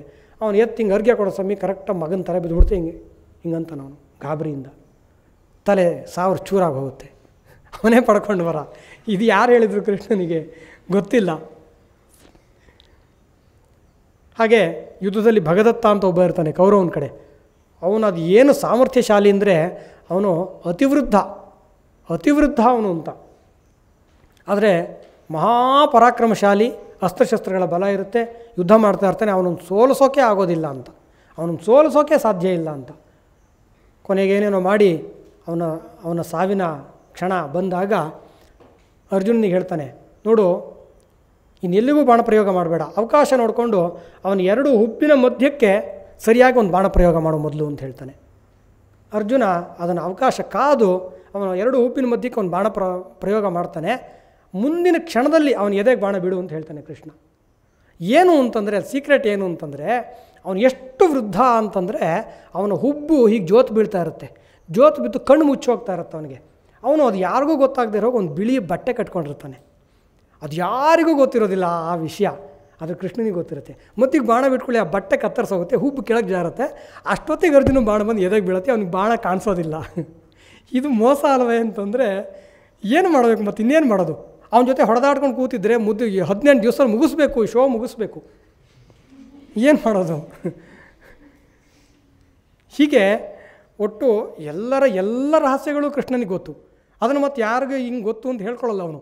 ಯಾವ ಸಂದರ್ಭಕ್ಕೆ ಯಾರ್ಯಾರ ಕೈಲಿ ಯಾವ ಕೆಲಸ ಮಾಡಿಸ್ಬೇಕೋ ಅದನ್ನು ಮಾಡಿಸ್ತಾ ಹೋಗ್ತಾನೆ ಅಂತ. ಆದ್ದರಿಂದಲೇ ಅವನನ್ನು ಮಹಾಭಾರತದ ಸೂತ್ರಧಾರ, ಕಪಟನಾಟಕ ಸೂತ್ರಧಾರ, ಮಹಾಭಾರತ ಅನ್ನುವಂಥ ಒಂದು ದೊಡ್ಡ ಸಿನಿಮಾದ ಡೈರೆಕ್ಟರ್ ಅವನು ಅಂತ ಎಲ್ಲರೂ ಅವನ್ನ ಹೇಳ್ತಾರೆ. ಕೃಷ್ಣ ಒಂದು ವೇಳೆ ಇಲ್ಲದೇ ಇದ್ದರೆ ಏನಾಗ್ತಾಯಿತ್ತು ಪಾಂಡವರ ಸ್ಥಿತಿ ಅಂತ. ಅಂದರೆ ಕೌರವ ಸೈನ್ಯದ ಎದುರು ಪಾಂಡವರ ಸೈನ್ಯ ಅನ್ನೋದು ಇದೆಯಲ್ಲ, ಅದು ಎಷ್ಟು ದುರ್ಬಲ ಅಂತ ಗೊತ್ತಾಗಬೇಕಂದ್ರೆ ಮಹಾಭಾರತವನ್ನು ಓದಬೇಕು ಒಂದು ಸಲ. ಅದರಲ್ಲೂ ಮಹಾಭಾರತದ ಯುದ್ಧದ ಪ್ರಕರಣವನ್ನು ಓದಿದರೆ ಇವರಿಗೊಂದು ಲೆಕ್ಕವೇ ಇರಲಿಲ್ಲ ಅಂತ. ಆ ಪಾಂಡವರ ಸೈನ್ಯ ಅನ್ನೋದು ಕೌರವರಿಗೆ ಲೆಕ್ಕವೇ ಇರಲಿಲ್ಲ ಅಂತ. ಆ ಥರದ ಒಂದು ಸೈನ್ಯ ಇತ್ತು. ಅಂಥ ಘಟಾನುಘಟಿಗಳಿದ್ದರು, ಅಂಥ ವರದಿಂದ ಬಲಿಷ್ಠರಾದವರಿದ್ದರು. ಅವರೆಲ್ಲ ಹೆಚ್ಚಿನವರು ರಾಕ್ಷಸರೇ. ಅವರು ಹಿಂದಿನ ಜನ್ಮಗಳಲ್ಲಿ ತಪಸ್ ಮಾಡಿ ಏನೇನೋ ವರಗಳನ್ನು ಪಡ್ಕೊಂಡಿದ್ದವರು ಅವರು. ಹಾಗಾಗಿ ಎಲ್ಲವನ್ನು ಕೃಷ್ಣ ಬಿಡಿಸ್ತಾನೆ, ಉಪಾಯದಿಂದ ಬಿಡಿಸ್ತಾನೆ. ಅದರ ಒಂದು ಝಲಕ್, ಒಂದು ನೋಟ. ಕೃಷ್ಣ ಇಲ್ಲದೆ ಇದ್ದರೆ ಏನಾಗ್ತಾಯಿತ್ತು, ಇವ್ರ ಬಲ ಎಲ್ಲ ಎಷ್ಟು ಅಂತ ಗೊತ್ತಾಗಬೇಕಾಗಿದ್ರೆ ಅಲ್ಲೇ ಮಹಾಭಾರತದಲ್ಲೇ ಒಂದು ಅಂಥದ್ದೊಂದು ಝಲಕ್ ಅಂತ ಹೇಳಿದ್ರೆ ಒಂದು ನೋಟ ಕಾಣುತ್ತೆ. ಕೃಷ್ಣ ತನ್ನ ಅವತಾರವನ್ನು ಮುಗಿಸಿ ಹೋದ ಮೇಲೆ ಅಲ್ಲಿ ದ್ವಾರಕೆಯಲ್ಲಿದ್ದ ಎಲ್ಲರನ್ನೂ ಕರ್ಕೊಂಡು ಹಸ್ತಿನಾವತಿಗೆ ಹೊರಡ್ತಾನೆ ಅರ್ಜುನ. ಅದರ ಮಧ್ಯದಲ್ಲಿ ದಸ್ಯುಗಳು ಆಕ್ರಮಣ ಮಾಡ್ತಾರೆ. ಸಾಮಾನ್ಯ ಕಳ್ಳಕಾಕರು ಅವರು, ಸಾಮಾನ್ಯ ದರೋಡೆಕೋರರು, ಧರ್ಮದ್ರೋಹಿಗಳು, ಧರ್ಮಭ್ರಷ್ಟರು. ಅವರು ಆಕ್ರಮಣ ಮಾಡ್ತಾರೆ. ಅರ್ಜುನನಿಗೆ ರಕ್ಷಣೆ ಮಾಡ್ಕೊಳ್ಳೋಕೆ ಆಗೋದೇ ಇಲ್ಲ. ಎಷ್ಟೋ ಜನರನ್ನು ರಕ್ಷಣೆ ಮಾಡ್ಕೋತಾನೆ, ಕೆಲವರನ್ನು ರಕ್ಷಣೆ ಮಾಡ್ಕೋತಾನೆ, ಎಲ್ಲರನ್ನೂ ರಕ್ಷಣೆ ಮಾಡ್ಕೊಳ್ಳೋಕೆ ಆಗೋದಿಲ್ಲ. ಅದಕ್ಕಿಂತ ಹೆಚ್ಚಾಗಿ ಅಲ್ಲಿ ವಿವರಣೆ ಬರುತ್ತೆ. ಅವನು ಎಷ್ಟು ಕಷ್ಟಪಡ್ತಾನೆ ಅಂತಂದರೆ ಅವನಿಗೆ ಗಾಂಡೀವ ಧನುಸ್ಸನ್ನು ಎತ್ತಿ ಎದುಸರು ಬರುತ್ತೆ. ಒಂದು ಸಲ ಅಂತೂ ಗಾಂಡೀವ ಧನುಸ್ಸನ್ನು ಆ ಶಿಂಜಿನಿ ಇರುತ್ತಲ್ಲ, ನಾಣು, ಅದನ್ನು ಕತ್ತರಿಸ್ಬಿಡ್ತಾರೆ ಅವರು. ಅದನ್ನು ಮತ್ತೆ ಹೆದೆಯೇರಿಸೋ ಹೊತ್ತಿಗೆ ಸಾಕಬೇಕಾಗಿ ಹೋಗೋದು ಅರ್ಜುನನಿಗೆ ಅಂತ. ಯಾವ ಅರ್ಜುನ ಭೀಷ್ಮ ದ್ರೋಣರ ಎದುರಿಗೆ, ಕರ್ಣನ ಎದುರಿಗೆ ಯುದ್ಧ ಮಾಡಬೇಕಾದ್ರೆ ಕರ್ಣ ಅವನ ಶಿಂಜಿನಿಯನ್ನು ಪದೇ ಪದೇ ಕತ್ತರಿಸ್ತಾನಂತೆ. ಕತ್ತರಿಸಿದಾಗ ಅವನು ಇನ್ನೊಂದು ಬಾಣವನ್ನು ತೆಗೆದು ಕರ್ಣ ಧನುಸ್ಸಿಗೆ ಅನುಸಂಧಾನ ಮಾಡುವಷ್ಟು ವೇಳೆಯಲ್ಲಿ ಅರ್ಜುನ ಅದನ್ನು ಶಿಂಜಿನಿಯನ್ನು ಕಟ್ಟಿ ಮತ್ತೆ ಬಾಣ ಬಿಡ್ತಾ ಇರ್ತಾನೆ ಅಂತ. ಅದು ನೋಡಿ ಇದು ಪರಮಾದ್ಭುತ ಅಂತ ಅನಿಸ್ಬಿಡುತ್ತೆ ದೇವತೆಗಳಿಗೆಲ್ಲ. ಗಾಂಡೀವ ಧನುಸ್ಸನ್ನು ಹೆದೆಯೇರಿಸೋದು ಅನ್ನೋದೇ ಒಂದು ಭಾರಿ ದೊಡ್ಡ ಕೆಲಸ. ಅದು ಸಾಧ್ಯವಿಲ್ಲ, ಎಲ್ಲರ ಕೈಲಿ ಸಾಧ್ಯವಿಲ್ಲ ಅದು ಅಂತ. ಅಂಥದ್ರಲ್ಲಿ ಆ ಗಾಂಡೀವ ಧನುಸ್ಸನ್ನು ಪದೇ ಅದು ಕರ್ಣನ ಹಸ್ತಲಾಗುವುದು ಮುಂದೆ ಅದನ್ನು ಮೀರಿ ಇವನು ಹೆದೆ ಏರಿಸಿ ಬಾಣ ಬಿಡ್ತಾ ಇರ್ತಾನೆ ಅಂತ. ಅಂಥ ಅರ್ಜುನ ಇವತ್ತು ಒಂದು ಸಲ ಅದನ್ನು ಹೆದೆಯೇರಿಸೋದಕ್ಕೆ ಏದುಸರು ಬಿಟ್ಟು ಹೋಗ್ಬಿಡ್ತಾನೆ ಅಂತ. ಸಾಧ್ಯವೇ ಇಲ್ಲ ಈ ಭಾರವಾದ ಧನುಸ್ಸನ್ನು ನನ್ನ ಕೈಲಿ ಯುದ್ಧ ಮಾಡೋದಕ್ಕೆ ಅಂತ. ಅವನಿಗೆ ಆಶ್ಚರ್ಯ ಆಗುತ್ತೆ. ಅದೇ ಗಾಂಡೀವ ಧನುಸ್ಸು, ಅದೇ ಅಕ್ಷಯ ಬತ್ತಳಿಕೆ, ಅದೇ ಗಾಂಡೀವಿ, ಆದರೆ ಇವತ್ತೇನಾಗಿದೆ ನನಗೆ ಅಂತ. ಅದಕ್ಕೆ ಆಮೇಲೆ ಉತ್ತರ ಕೊಡ್ತಾರೆ ವ್ಯಾಸರ ಹತ್ರ ಹೋಗ್ತಾನೆ. ಅಲ್ಲಿ ವ್ಯಾಸರ ಆಶ್ರಮ ಇರುತ್ತೆ. ಹೋದಾಗ ಹೇಳ್ತಾನೆ, ಹೌದಪ್ಪ ಅದೆಲ್ಲ ಒಬ್ಬ ಇದ್ನಲ್ಲ, ಅವನ ಪ್ರಭಾವದಿಂದ ನಿನಗೆ ಅದೆಲ್ಲ ಇತ್ತು. ಈಗ ಅವನು ಹೋದ ಮೇಲೆ ಅವನ ಜೊತೆಗೆ ಎಲ್ಲ ಹೋಗಿದೆ ಅಂತ. ಹಾಗಾಗಿ ಅವನು ಅರ್ಜುನನ ರಥದ ಮೂಕಿಯ ಮೇಲೆ ಕೂತಿದ್ದರಿಂದ ಅರ್ಜುನನಿಗೆ ಆ ಮಟ್ಟದ ಸಾಮರ್ಥ್ಯ, ಆ ಮಟ್ಟದ ಲಕ್ಷ್ಯ ಭೇದನ ಚಾತುರ್ಯ, ಆ ಮಟ್ಟದ ಬಲ, ಅನಾಯಾಸ. ಮಹಾಪುರುಷರ ಆತ್ಮಗುಣಗಳಲ್ಲಿ ಅದನ್ನು ಹೇಳ್ತಾರೆ. 18 ದಿವಸದ ಯುದ್ಧ, ಎಂಥೆಂಥ ಯುದ್ಧ, ಎಷ್ಟು ಅವಿರತವಾದ ಯುದ್ಧ, ಕಡೆಗಂತೂ ಹಗಲು ರಾತ್ರಿ ಯುದ್ಧ. ಅರ್ಜುನ ನಿದ್ರೆನೇ ಮಾಡೋದಿಲ್ಲ, 18 ರಾತ್ರಿ ನಿದ್ರೆ ಮಾಡೋದಿಲ್ಲ ಅರ್ಜುನ ಅಂತ. ಅವನ್ನ ಗುಡಾಕೇಶ ಅಂತ ಕರೀತಾರೆ. ಆದರೂ ಒಂದು ಚೂರು ಸುಸ್ತು ಅವನಿಗಿರೋದಿಲ್ಲ ಅಂತ. ಅದಕ್ಕೆಲ್ಲ ಏನು ಕಾರಣ ಅಂತಂದರೆ ಇದೇ ಕಾರಣ ಅಂತ. ಹಾಗಾಗಿ ಕೃಷ್ಣ ಎಲ್ಲವನ್ನೂ ನಿರ್ವಹಿಸಿದವನು ಅಂತ.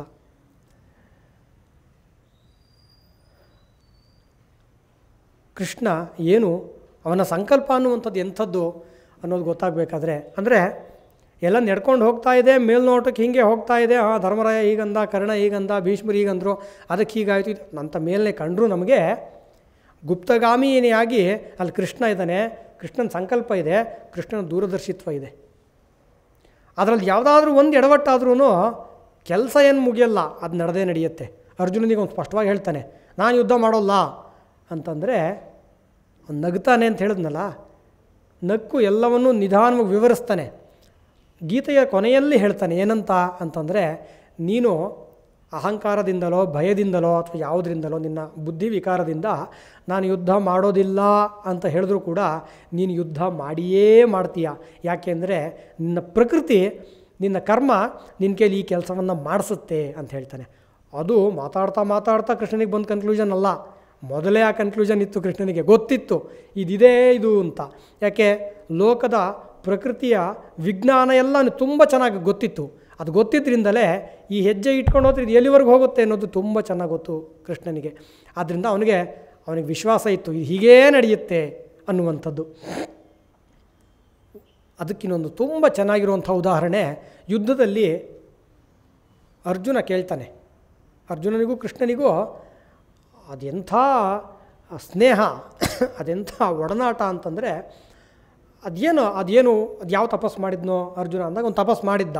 ನರನಾರಾಯಣರಾಗಿದ್ದಾಗ ನರರೂಪಿಯಾಗಿ ಎಷ್ಟೋ ವರ್ಷ, ಸಾವಿರಾರು ವರ್ಷಗಳ ಕಾಲ ತಪಸ್ಸು ಮಾಡಿದ್ದ. ಅದರ ಫಲ ಕೃಷ್ಣನ ಆ ಸಾಂಗತ್ಯ ಅನ್ನುವಂಥದ್ದು. ಅದು ತುಂಬ ಚೆನ್ನಾಗಿ ಹರಳುಗಟ್ಟದಂಗೆ ಕಾಣುವಂಥದ್ದು ಆ ಯುದ್ಧದಲ್ಲಿ. ಅಲ್ಲಿ ಕರ್ಣನ ಜೊತೆಗೆ ಯುದ್ಧ ನಡೀತಾ ಇರುವಂಥ ಪ್ರಸಂಗ, ಅಲ್ಲೇನೋ ಒಂದು ಸಣ್ಣ ಗ್ಯಾಪ್ ಸಿಗುತ್ತೆ. ಆವಾಗ ಅರ್ಜುನ ಆ ಪ್ರೀತಿ, ಆ ಸ್ನೇಹ ಇದೆಯಲ್ಲ, ಆ ಬಾಂಧವ್ಯ ಇದೆಯಲ್ಲ, ಅದರಿಂದ ಪ್ರೇರಿತನ ಕೇಳ್ತಾನೆ, ಕೃಷ್ಣ ಒಂದು ಪ್ರಶ್ನೆ ಕೇಳ್ತೀನಿ, ಉತ್ತರ ಹೇಳ್ತೀಯಾ? ಏನಪ್ಪ? ಒಂದು ವೇಳೆ, ಈಗ ಆಗೋದಿಲ್ಲ, ಒಂದು ವೇಳೆ ಕರ್ಣನೇ ಗೆದ್ದ ಅನ್ಕೋ ಈ ಯುದ್ಧದಲ್ಲಿ, ನನ್ನನ್ನು ಸಾಯಿಸ್ಬಿಟ್ಟ ಅನ್ಕೋ, ಅವಾಗೇನಾಗುತ್ತೆ ಅಂತ ಕೇಳ್ತಾನೆ. ಎಂಥ ಪ್ರಶ್ನೆ! ಅದಕ್ಕೆ ಕೃಷ್ಣ ತುಂಬ ಗಂಭೀರವಾಗಿ ಉತ್ತರ ಕೊಡ್ತಾನೆ. ನೋಡು ಅರ್ಜುನ, ಇದು ಯಾವ ಕಾರಣಕ್ಕೂ ಇದು ಆಗೋಕ್ಕೆ ಸಾಧ್ಯ ಇಲ್ಲ. ಬೇಕಾದರೆ ಆಕಾಶದಲ್ಲಿರೋ ನಕ್ಷತ್ರಗಳು ಕೆಳಗೆ ಬೀಳ್ಬೋದು, ದಿಕ್ಕುಗಳೆಲ್ಲ ಬದಲಾಗ್ಬೋದು, ಭೂಮಿ ದಿಕ್ಕುಗಳು ಎಲ್ಲ ಉಲ್ಟಪಲ್ಟ ಆಗ್ಬಿಡ್ಬೋದು, ಸಮುದ್ರ ಎಲ್ಲ ಸೀದೋಗ್ಬೋದು, ಸತ್ಯ ಅಸತ್ಯ ಆಗ್ಬೋದು, ಆದರೆ ಇದಾಗೋಕ್ಕೆ ಸಾಧ್ಯ ಇಲ್ಲ. ಇದು ಸತ್ಯದ ಮೇಲೆ ಆಣೆ ಇಟ್ಟು ಹೇಳ್ತಾ ಇದ್ದೀನಿ, ಇದಾಗೋಕ್ಕೆ ಸಾಧ್ಯ ಇಲ್ಲ.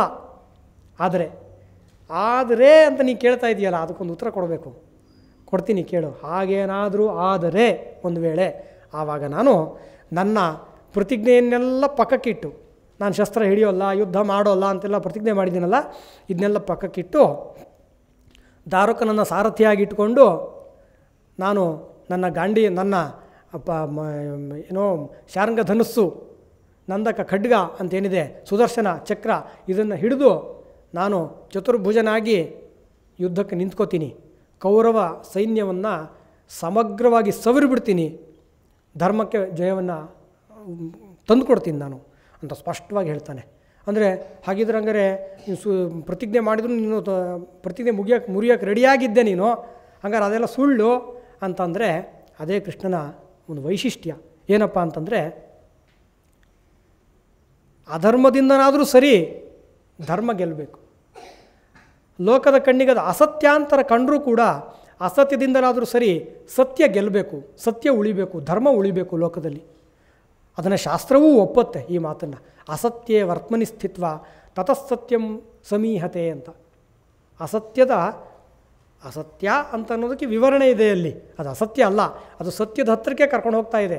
ನೇರವಾದ ಸತ್ಯ ಅಲ್ಲ, ಆದ್ದರಿಂದ ಅದು ಅಸತ್ಯ ಅಂತ ಹೇಳಬೇಕಾಗುತ್ತೆ ಅಂತ. ಅಂದರೆ ಹೊರನೋಟಕ್ಕೆ, ಹೊರ ಸಿದ್ಧಾಂತದ ದೃಷ್ಟಿಯಿಂದ, ಸಾಮಾನ್ಯರ ದೃಷ್ಟಿಯಿಂದ ಅದು ಅಧರ್ಮ, ಅದು ಮೋಸ, ಅದು ಸುಳ್ಳು. ಆದರೆ ಅದೇ ನಿಜವಾದ ಸತ್ಯ. ಯಾಕೆ ಅಂತಂದರೆ ಅದರಿಂದ ಧರ್ಮ ಉಳಿಯುತ್ತೆ, ಲೋಕ ಉಳಿಯುತ್ತೆ, ಸತ್ಯ ಉಳಿಯುತ್ತೆ, ಸಜ್ಜನರು ಉಳಿತಾರೆ. ಇಲ್ಲ, ಕೇವಲ ಧರ್ಮರಾಯ ಹೇಳೋ ಹಾಗೆ ಕೇವಲ ಸತ್ಯವನ್ನೇ, ಕೇವಲ ಧರ್ಮವನ್ನೇ ಮಾಡ್ಕೊಂಡು ಹೋಗಿದ್ದರೆ ಗೆಲ್ತಾ ಇದ್ದಿದ್ದು ಖಂಡಿತವಾಗಿ ದುರ್ಯೋಧನನೇ, ಅದರಲ್ಲಿ ಅನುಮಾನವೇ ಇಲ್ಲ. ಆವಾಗ ಯಾವ ಧರ್ಮವನ್ನು ಉಳಿಸ್ದಂಗೆ ಆಗ್ತಾಯಿತ್ತು, ಯಾವ ಸತ್ಯವನ್ನು ಉಳಿಸ್ದಂಗೆ ಆಗ್ತಾಯಿತ್ತು. ಆದ್ದರಿಂದ ಉಳಿಯಬೇಕಾದದ್ದು ಧರ್ಮ ಅನ್ನುವಂಥದ್ದು ಕೃಷ್ಣನಿಗೆ ಅದರಲ್ಲಿ ಯಾವ ಸಂದಿಗ್ಧತೆಯೂ ಇಲ್ಲ. ತುಂಬ ಸ್ಪಷ್ಟ ಕೃಷ್ಣ ಆ ವಿಷಯದಲ್ಲಿ, ಸ್ಪಷ್ಟತೆ ಇದೆ ಅವನಿಗೆ ಅಂತ. ಹಾಗಿದ್ದರೂ ಕೂಡ ಕೃಷ್ಣ ಎಂಥವನು ಅಂತಂದರೆ ಅವನು ಯಾವುದಕ್ಕೂ ಅಂಟಿಕೊಂಡವನಲ್ಲ ಅಂತ. ನಮೇ ಪಾರ್ಥಾಸ್ತಿ ಕರ್ತವ್ಯಂ ತ್ರಿಷು ಲೋಕೇಶು ಕಿಂಚನ ನಾನವಾಪ್ತಂ ಅವಾಪ್ತವ್ಯಂ ಅಂತ ಹೇಳ್ತಾನೆ. ಈ ಮಾತನ್ನು ಇನ್ಯಾರಾದರೂ ಹೇಳೋಕ್ಕೆ ಸಾಧ್ಯವೋ ಲೋಕದಲ್ಲಿ ಅಂತ. ಅಂದರೆ ನನಗೆ ಯಾವ ಕರ್ತವ್ಯವೂ ಇಲ್ಲ, ಮಾಡಬೇಕಾದ್ದು ಯಾವುದೂ ಇಲ್ಲ ಅಂತ. ಅಂದರೆ ಯಾರು ರಿಟೈರ್ಮೆಂಟ್ ಆದವರು ಇದನ್ನ ಹೇಳ್ಬೋದು ಈ ಮಾತನ್ನು. ರಿಟೈರ್ಮೆಂಟ್ ಅಥವಾ ಸೆಲ್ಫ್ ರಿಟೈರ್ಮೆಂಟ್ ತೊಗೊಂಡ್ರು ತುಂಬ ದುಡ್ಡಿದೆ, ಎಲ್ಲ ಬಂದಿದೆ, ಇನ್ನು ನನಗೆ ಮಾಡಬೇಕಾದ್ದು ಏನು, ಮಕ್ಕಳಿಗೆ ಮದುವೆ ಮಾಡಿದೆ, ಅದು ಮಾಡಿದ ಇನ್ನೇನು ಇಲ್ಲ ಅಂತ ಹೇಳ್ಬೋದು. ಅದು ಯಾವುದೋ ಒಂದು ನೇರದ ಒಂದು ವಿರಕ್ತಿ ಅಷ್ಟೇ. ಬಿಟ್ಟರೆ ಮುಂದಿನ ಮಾತು ಹೇಳ್ತಾನೆ, ನಾನವಾಪ್ತಂ ಅವಾಪ್ತವ್ಯಂ ಅಂದರೆ ನನಗೆ ಇಂಥದನ್ನು ಪಡ್ಕೋಬೇಕು ಅನ್ನುವಂಥದ್ದು ಯಾವುದೂ ಇಲ್ಲ ಅಂತ. ಮತ್ತು ಸುಮ್ಮನೆ ಇರೋಕ್ಕೆ ಬರುತ್ತೆ ಅಂತ ಕೃಷ್ಣನಿಗೆ. ಅಂದರೆ ಪುಣ್ಯ ಪಾಪಗಳನ್ನು ಹತ್ತಿಸ್ಕೊಳ್ಳದೆ ಇರೋಕ್ಕೆ ಬರುತ್ತೆ ಅಂತ. ಉಳಿದವ್ರಿಗೆ ಹಾಗೆ ಮಾಡೋಕ್ಕೆ ಸಾಧ್ಯ ಇಲ್ಲ. ಅದು ಕೃಷ್ಣ ಲೋಕದೆಲ್ಲರಿಗಿಂತ ಬೇರೆ ಅನ್ನೋದನ್ನು ತೋರಿಸುವಂತಹ ಅನೇಕ ಮಾತುಗಳು ಗೀತೆಯಲ್ಲಿ ಕಂಡುಬರುತ್ತೆ. ಹಾಗೆ ಬಹೂನಿ ಮೇ ವ್ಯತೀತಾನಿ ಜನ್ಮಾನಿ ತವಚಾರ್ಜುನ ಅಂತ ಹೇಳ್ತಾನೆ. ನನಗೂ ಬೇಕಾದಷ್ಟು ಜನ್ಮ ಆಗಿದೆ, ನಿನಗೂ ಬೇಕಾದಷ್ಟು ಜನ್ಮ ಆಗಿದೆ. ಹಾಗಿದ್ರೆ ಇಬ್ಬರು ಒಂದೇ ಅಲ್ವಾ ಅಂತಂದರೆ ಇಬ್ಬರು ಒಂದೇ ಅಲ್ಲ. ತಾನ್ಯಹಂ ವೇದ ಸರ್ವಾಣಿ ನ ತ್ವಂ ವೇತ್ತ ಪರಂತಪ. ಅದೆಲ್ಲವೂ ನನಗೆ ಗೊತ್ತು, ಎಲ್ಲೆಲ್ಲಿ ಏನೇನು ಮಾಡಿದೆ ನಾನು ನಂಗೆ ಗೊತ್ತು, ನಿನಗೆ ಗೊತ್ತಿಲ್ಲ. ಇದು ವ್ಯತ್ಯಾಸ. ಹಾಗೆಯೇ ತುಂಬ ಪ್ರಸಿದ್ಧವಾದ ಶ್ಲೋಕ, ಅದರಲ್ಲಿ ತದಾತ್ಮಾನಂ ಸೃಜಾಮ್ಯಹಂ ಅಂತ ಹೇಳ್ತಾನೆ. ಯದಾ ಯದಾ ಹಿ ಧರ್ಮಸ್ಯ ಗ್ಲಾನಿರ್ಭವತಿ ಭಾರತ ಅಂತ ಹೇಳಬೇಕಾದ್ರೆ ತದಾತ್ಮಾನಂ ಸೃಜಾಮ್ಯಹಂ ಅಂತ ಈ ಪದಪುಂಜವನ್ನು ಇನ್ನು ಯಾರಿಗೂ ಬಳಸೋಕ್ಕೆ ಸಾಧ್ಯ ಇಲ್ಲ. ಆವಾಗ ನನ್ನನ್ನು ನಾನು ಸೃಷ್ಟಿ ಮಾಡಿಕೊಳ್ಳುತ್ತೇನೆ ಅಂತ ನಾವು ಹಿಂಗೆ ಹೇಳೋಕ್ಕೆ ಸಾಧ್ಯವಾ? ನಾನು ಹುಟ್ಟುತ್ತೀನಿ ಅಂತ ಹೇಳೋಕ್ಕೆ ಸಾಧ್ಯವಾ ಅಂದರೆ ಖಂಡಿತ ಸಾಧ್ಯ ಇಲ್ಲ ಅಂತ. ನಂಗೆ ಸಾಯ್ತೀನಿ ಅಂತ ಹೇಳೋಕ್ಕೂ ಸಾಧ್ಯ ಇಲ್ಲ ನಮ್ಮ ಕೈಲಿ. ಅದು ಅವನಿಗೆ ಮಾತ್ರ ಸಾಧ್ಯ ಆಗುವಂಥದ್ದು ಅಂತ. ಹೀಗೆ ಅನೇಕ ಮಾತುಗಳಿದೆ. ಕೃಷ್ಣ ಮಾತ್ರ ಬಳಸುವಂಥದ್ದು, ಕೃಷ್ಣ ಅಂದರೆ ಏನು ಅಂತ ಹೇಳುವಂಥ ಅನೇಕ ಮಾತುಗಳಿದೆ. ಒಂದಷ್ಟು ನಾನು ಮಾಡ್ಕೊಂಡು ಬಂದಿದ್ದೆ, ಸಮಯದ ಕಾರಣದಿಂದ ಮುಂದೆ ಹೋಗ್ತಾ ಇದ್ದೀನಿ. ಮತ್ತು ಕೃಷ್ಣನ ವೈಶಿಷ್ಟ್ಯಗಳಲ್ಲಿ ಇನ್ನೊಂದು ಅಂತಂದರೆ ಭಗವಂತನ ಒಂದು ರೀತಿ ಇದು ಅಂತ ಯಾವುದು ಅಂತಂದರೆ, ಯಾರ್ಯಾರು ಅವನನ್ನು ಹೇಗೆ ಭಾವಿಸ್ತಾರೋ ಆಯಾ ರೀತಿಯಲ್ಲೇ ಅವ್ರಿಗೇನು ಕೊಡಬೇಕೋ ಅದನ್ನು ಕೊಡ್ತಾನೆ ಅವನು ಅಂತ. ಅವ್ರಿಗೇನು ಮುದವನ್ನು ಕೊಡಬೇಕೋ, ಸದ್ಗತಿಯನ್ನು ಕೊಡಬೇಕೋ, ಸಂತೋಷವನ್ನು ಕೊಡಬೇಕೋ ಅದನ್ನು ಅವನು ಕೊಡ್ತಾನೆ ಅಂತ. ಯೇ ಯಥಾ ಮಾಂ ಪ್ರಪದ್ಯಂತೆ ತಾಂ ತಥೈವ ಭಜಾಮ್ಯಹಂ ಅಂತ. ಯಾರ್ಯಾರು ಅದು ಏನು ಹೇಳೋದ್ನೋ ಅದರ ವಿವರಣೆ ಅದು. ಯಾರ್ಯಾರು ನನ್ನ ಹೇಗೆ ಭಜಿಸ್ತಾರೋ ಹಾಗಾಗಿ ನಾನು ಇರ್ತೀನಿ ಅಂತ. ಅವರವರ ಭಾವಕ್ಕೆ, ಅವರವರ ಭಕುತಿಗೆ, ಅವರವರಿಗೆಲ್ಲ ಗುರುವು ನೀನೊಬ್ಬನೇ. ಅಂದರೆ ಅವನನ್ನು ದೇವಕಿ ವಸುದೇವರು ಮಗ ಅಂತ ಭಾವಿಸಿದ್ರು, ಸುಧಾಮಾದಿಗಳು ಸ್ನೇಹಿತ ಅಂತಂದರು, ಕೃಷ್ಣ ಇವನು ಸೋದರತ್ತೆ ಮಗ ಅಂತ ಅಂದ್ಕೊಂಡ. ಅದಕ್ಕೆ ಸೋದರತ್ತೆ ಮಗ, ಅದಕ್ಕಿಂತ ಹೆಚ್ಚಾಗಿ ನನ್ನ ಗೆಳೆಯ, ನನಗೆ ಹತ್ತಿರ ಆದವನು ಅಂತ. ಅಂದರೆ ಎಷ್ಟು ಹತ್ತಿರದ ಇದು ಅಂತಂದರೆ, ಆರಾಮಾಗಿ ಹೀಗೆ ಹಿಂಗೆ ಕೂತ್ಕೋತೀವಲ್ಲ ಹೊರಗೆ, ಗೋಡೆಗೆ ಹೊರಗೆ ಹಾಗೆ ಕೂತ್ಕೊಂಡಿದ್ದಾಗ ಕೃಷ್ಣನ ಕಾಲ ಮೇಲೆ ಇವನು ಕಾಲು ಹಾಕಿ ಕೂತ್ಕೋತಾ ಇದ್ದ ಅಂತ ಬರುತ್ತೆ. ಅವನು ವಿಶ್ವರೂಪ ನೋಡಿದಾಗ ಅದನ್ನೆಲ್ಲ ನೆನೆಸ್ಕೊಂಡು ತುಂಬ ಪಶ್ಚಾತ್ತಾಪ ಪಡ್ತಾನೆ ಅರ್ಜುನ. ಹೀಗೆಲ್ಲ ಮಾಡಿಬಿಟ್ಟೆ ಕೃಷ್ಣ, ನಾನು ಕ್ಷಮಿಸು, ನೀನು ಇಷ್ಟು ದೊಡ್ಡವನು ಅಂತ ಗೊತ್ತಿರಲಿಲ್ಲ ನನಗೆ ಅಂತ. ಪರವಾಗಿಲ್ಲಪ್ಪ ಅಂತ ಹೇಳ್ತಾನೆ. ಆಮೇಲೆ ಹಾಗೆ ಅವನನ್ನು ಸ್ನೇಹಿತನಾಗಿ ನೋಡಿದ್ರು, ಅವನ ಮಗನಾಗಿ ನೋಡಿದ್ರು, ಅವನ ಮಕ್ಕಳೆಲ್ಲ ಅವನನ್ನು ಇವನು ನಮ್ಮ ಅಪ್ಪ ಅಂತ ನೋಡಿದ್ರು. ಪತ್ನಿಯರು ನಮ್ಮ ಗಂಡ ಇವನು ರಾಜ ಅಂತ ನೋಡಿದ್ರು, ಚಕ್ರವರ್ತಿ ಅಂತ ನೋಡಿದ್ರು, ಅಥವಾ ನನ್ನ ಗಂಡ ನನ್ನ ಪ್ರಿಯಕರ ಅಂತ ನೋಡಿದ್ರು. ಎಷ್ಟೋ ಗೋಪಿಕೆಯರು ಅವನನ್ನು ತಮ್ಮ ಕಾಮವನ್ನು ತಣಿಸುವವನು ಅನ್ನೋ ದೃಷ್ಟಿಯಿಂದ ಕೂಡ ನೋಡಿದ್ರು. ಅವರಿಗೆಲ್ಲ ಆಯಾ ರೀತಿಯಲ್ಲೇ ಅವನು ಒದಗಿ ಬಂದ. ಅವನನ್ನು ಹೇಗೆ ಬೇಕಾದರೂ ಬಳಸ್ಕೊಂಡ್ರು ಅಂತ. ಅದೇ ಅವಾಗ ನಾನು ಹೇಳಿದ್ನಲ್ಲ, ಅವನು ಸಾರಥಿಯಾಗಿ ಬಳಸ್ಕೊಂಡ ಅರ್ಜುನ ಅಂತ. ಆ ಕೇಳಿ ಅರ್ಜುನ ಹೇಳ್ತಾನೆ, ನಂಗೆ ಸಾರಥಿಯಾಗು, ಆದರೆ ತುಂಬ ನನಗೆ ಬೇಜಾರಾಗ್ತದೆ ನೀನು ಹೀಗೆ ಕೇಳಬೇಕು ಅಂತ. ನೀನು ಕೇಳಿದ್ರೆ ನಿನ್ನ ಡಿಗ್ನಿಟಿಗೆ ತುಂಬ ಕಡಿಮೆ ಆಗುತ್ತೆ ನಾನು ಡ್ರೈವರ್ ಆಗೋದು ಅನ್ನೋದು ಅಂತಂದಾಗ ಅವನು ಯಮಗ ಅಹಂಕೃತಿ ಇಲ್ಲ ಅಂತ ಕುಮಾರವ್ಯಾಸರಿಂದ. ಯಮಗ ಅಹಂಕೃತಿ ಇಲ್ಲ, ನನಗೆ ಆ ಥರ ನಂದು ಇಂಥ ಒಂದು ಡಿಗ್ನಿಟಿ ಅಂತ ಯಾವುದು ಇಲ್ಲಪ್ಪ ನನಗೆ. ನಾನು ಸಮೋಹಂ ಸರ್ವಭೂತೇಶು, ನಾನು ಎಲ್ಲರಲ್ಲೂ ಒಬ್ಬ ಅಂಥೇಳಿ ಒಪ್ಕೊಳ್ತಾನೆ. ಅದನ್ನು ಒಂಥರ ದುಃಖದಲ್ಲೋ ಮೆಚ್ಚುಗೆಯಿಂದನೋ ಕವಿ ಅದನ್ನ ಹೇಳ್ತಾನೆ. ಕಿರೀಟಿಯ ಮನೆಯ ಬಂಡಿಯ ಬೋವನಾದನು ವೀರನಾರಾಯಣ ಅಂತ. ಅರ್ಜುನನ ಮನೆಯ ಅವನು ಬೋವಿ ಜನಾಂಗ ಅಂತ ಒಂದು ಇರ್ತಾರೆ, ಅವ್ರಿಗೆ ಈ ರಥ ಸಿದ್ಧ ಮಾಡೋದು, ಕುದುರೆ ಕಟ್ಟೋದು, ಗಾಡಿ ಹೊಡೆಯೋದು, ಅದನ್ನ ತೊಳೆಯೋದು, ಈ ಕೆಲಸ ಅವರದ್ದು ಅಂತ. ಆ ಮಟ್ಟಕ್ಕೆ ಇಳಿದುಬಿಟ್ಟ ಕೃಷ್ಣ. ಯಾತಕ್ಕೆ ಅಂತಂದರೆ ಧರ್ಮರಕ್ಷಣೆಗಾಗಿ ಅನ್ನುವಂಥದ್ದು. ಇನ್ನು ಕೃಷ್ಣ ಎಲ್ಲರಿಗೂ ಸೇರಿದವನು ಅವನು ಅಂತ. ಆದ್ದರಿಂದನೇ ಅದರ ಒಂದು ಮುಖವಾಗಿ ಅವನಿಗೆ ಅನೇಕ ಪತ್ನಿಯರು, ಅವನಿಗೆ ಅನೇಕ ಸ್ನೇಹಿತರು ಕೂಡ. ಗೋಪಾಲ ಬಾಲಕ ಶತೈರನುಗಮ್ಯಮಾನಂ ಅಂತ ನೋಡ್ತೀವಿ ಭಾಗವತದಲ್ಲಿ. ಅವನು ಬಾಲಲೀಲೆಗಳನ್ನು ಆಡಬೇಕಾದ್ರೆ 100 ಜನ ಸ್ನೇಹಿತರು ಅವನ ಜೊತೆಗೆ ಬರ್ತಾಯಿದ್ರು ಅಂತ. ಅವನ ಜೊತೆ ಚಿಣ್ಣಿದಾಂಡು ಆಡ್ತಾಯಿದ್ರು, ಕಬಡ್ಡಿ ಆಡ್ತಾಯಿದ್ರು, ಮರಕೋತಿ ಆಡ್ತಾಯಿದ್ರು, ಈ ಎಲ್ಲ ಆಡ್ತಾಯಿದ್ರು. ಹಾಗೆಯೇ ಅವನನ್ನು ಫಾಲೋ ಮಾಡಿದವರು, ನಮಗೆ ಆದರ್ಶ ಅಂತ ಅವನನ್ನು ಅನುಸರಿಸೋರು ಎಷ್ಟೋ ಜನ ಪತ್ನಿಯರು, ಅಷ್ಟಪತ್ನಿಯರು, ಮತ್ತು ಇನ್ನು 16,000 ಪತ್ನಿಯರು ಅಂತ. ಅಂದರೆ ಅವರೆಲ್ಲ ಅವನನ್ನು ತಮ್ಮ ಪತಿ ಅಂತ ಭಾವಿಸಿದರು ಅಂತ. ಅದಕ್ಕೊಂದು ಕಥೆಯನ್ನು ಕೂಡ ಹೇಳ್ತಾರೆ ಅಂತ ಪೂಜ್ಯ ಆಚಾರ್ಯರು ರಾಮಭದ್ರಾಚಾರ್ಯರು ಹೇಳ್ತಾಯಿದ್ರು. ರಾಮಾವತಾರದಲ್ಲಿ ರಾಮನ ಆ ಸಮವಿಭಕ್ತಾಂಗವನ್ನು, ಅವನ ಆ ದೀರ್ಘಗಂಭೀರವಾದಂತಹ ವ್ಯಕ್ತಿತ್ವವನ್ನು, ಅವನ ಆ ಮೇಘಶ್ಯಾಮಲ ಮೂರ್ತಿಯನ್ನು ನೋಡಿ ಋಷಿಗಳೆಲ್ಲ ಆಸೆ ಪಟ್ರಂತೆ, ನಾವು ಒಂದು ಸಲ ನಿನ್ನ ಆಲಿಂಗನೆ ಮಾಡ್ಕೋಬೇಕಪ್ಪ, ನೀನು ಒಂದು ಸಲ ತಗೋಬೇಕು ಅಂತ. ಇಲ್ಲಪ್ಪ, ಆ ಆಲಿಂಗನೆ ಕೇವಲ ಸೀತೆಗೆ ಈ ಜನ್ಮದಲ್ಲಿ, ಹನುಮಂತನಿಗೂ ಕೊಟ್ಟ, ಲಕ್ಷ್ಮಣನಿಗೂ ಕೊಟ್ಟ.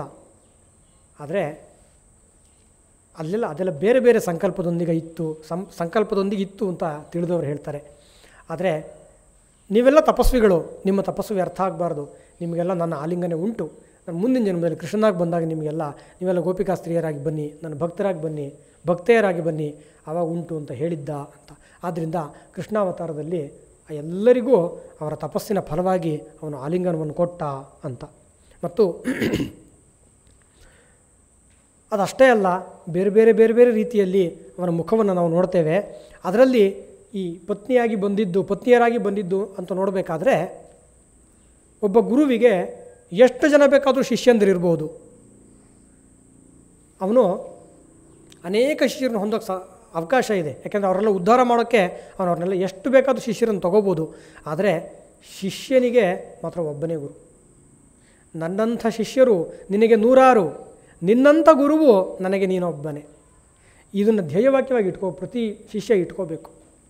ನಮ್ಮ ಗುರುಗಳಿಗೆ ಎಷ್ಟು ಜನ ಬೇಕಾದರೂ ಶಿಷ್ಯರಿರಲಿ, ಆದರೆ ನನಗೆ ಒಬ್ಬನೇ ಗುರು, ಒಬ್ಬನೇ ದೈವ.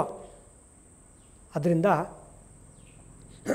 ಅವನು ಭಕ್ತನ ದೃಷ್ಟಿಯಿಂದ ಭಗವಂತ ಅನನ್ಯ. ಆದರೆ ಭಗವಂತನಿಗೆ ಭಕ್ತ ಅನನ್ಯ ಅಲ್ಲ, ಅವನಿಗೆ ಬೇಕಾದಷ್ಟು ಜನ ಇರ್ತಾರೆ. ಯಾಕೆಂದರೆ ಉದ್ಧಾರ ಆಗಬೇಕಾಗಿದೆ ಲೋಕ ಎಲ್ಲ.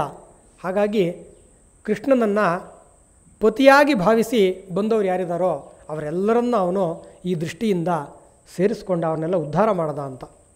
ಅಲ್ಲದೆ ಅವನು ಮಗನಾಗಿ, ಈ ಹಿಂದೆ ಹೇಳಿದಾಗೆ ಮಗನಾಗಿ, ಸ್ನೇಹಿತನಾಗಿ, ಆಚಾರ್ಯನಾಗಿ, ಶಿಷ್ಯನಾಗಿ, ರಾಜನೀತಿಜ್ಞನಾಗಿ, ರಾಯಭಾರಿಯಾಗಿ, ಗೋವುಗಳನ್ನು ಕಾಯುವಂತಹ ಗೋವಳನಾಗಿ, ಗೋಪಿಕೆಯರ ಕಾಮವನ್ನು ತಣಿಸುವವನಾಗಿ, ಹೀಗೆ ಎಲ್ಲ ರೂಪಗಳಲ್ಲಿ ಅವನು ಸೇವ್ಯ. ಬದುಕಿನ ಎಲ್ಲ ಘಟ್ಟಗಳಲ್ಲಿ, ಎಲ್ಲ ರೀತಿಗಳಲ್ಲಿ ಅವನು ಸೇವ್ಯ ಮತ್ತು ಸಂಭಾವ್ಯ.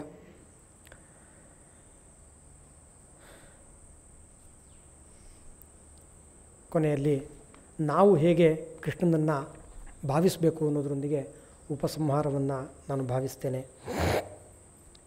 ನಮಗೆ ಹೇಗೆ ಗೋಪಿಯರು ಅವನನ್ನು ಭಾವಿಸಿದರೋ, ಅಥವಾ ಅರ್ಜುನ ಅವನನ್ನು ಭಾವಿಸಿದ್ನೋ,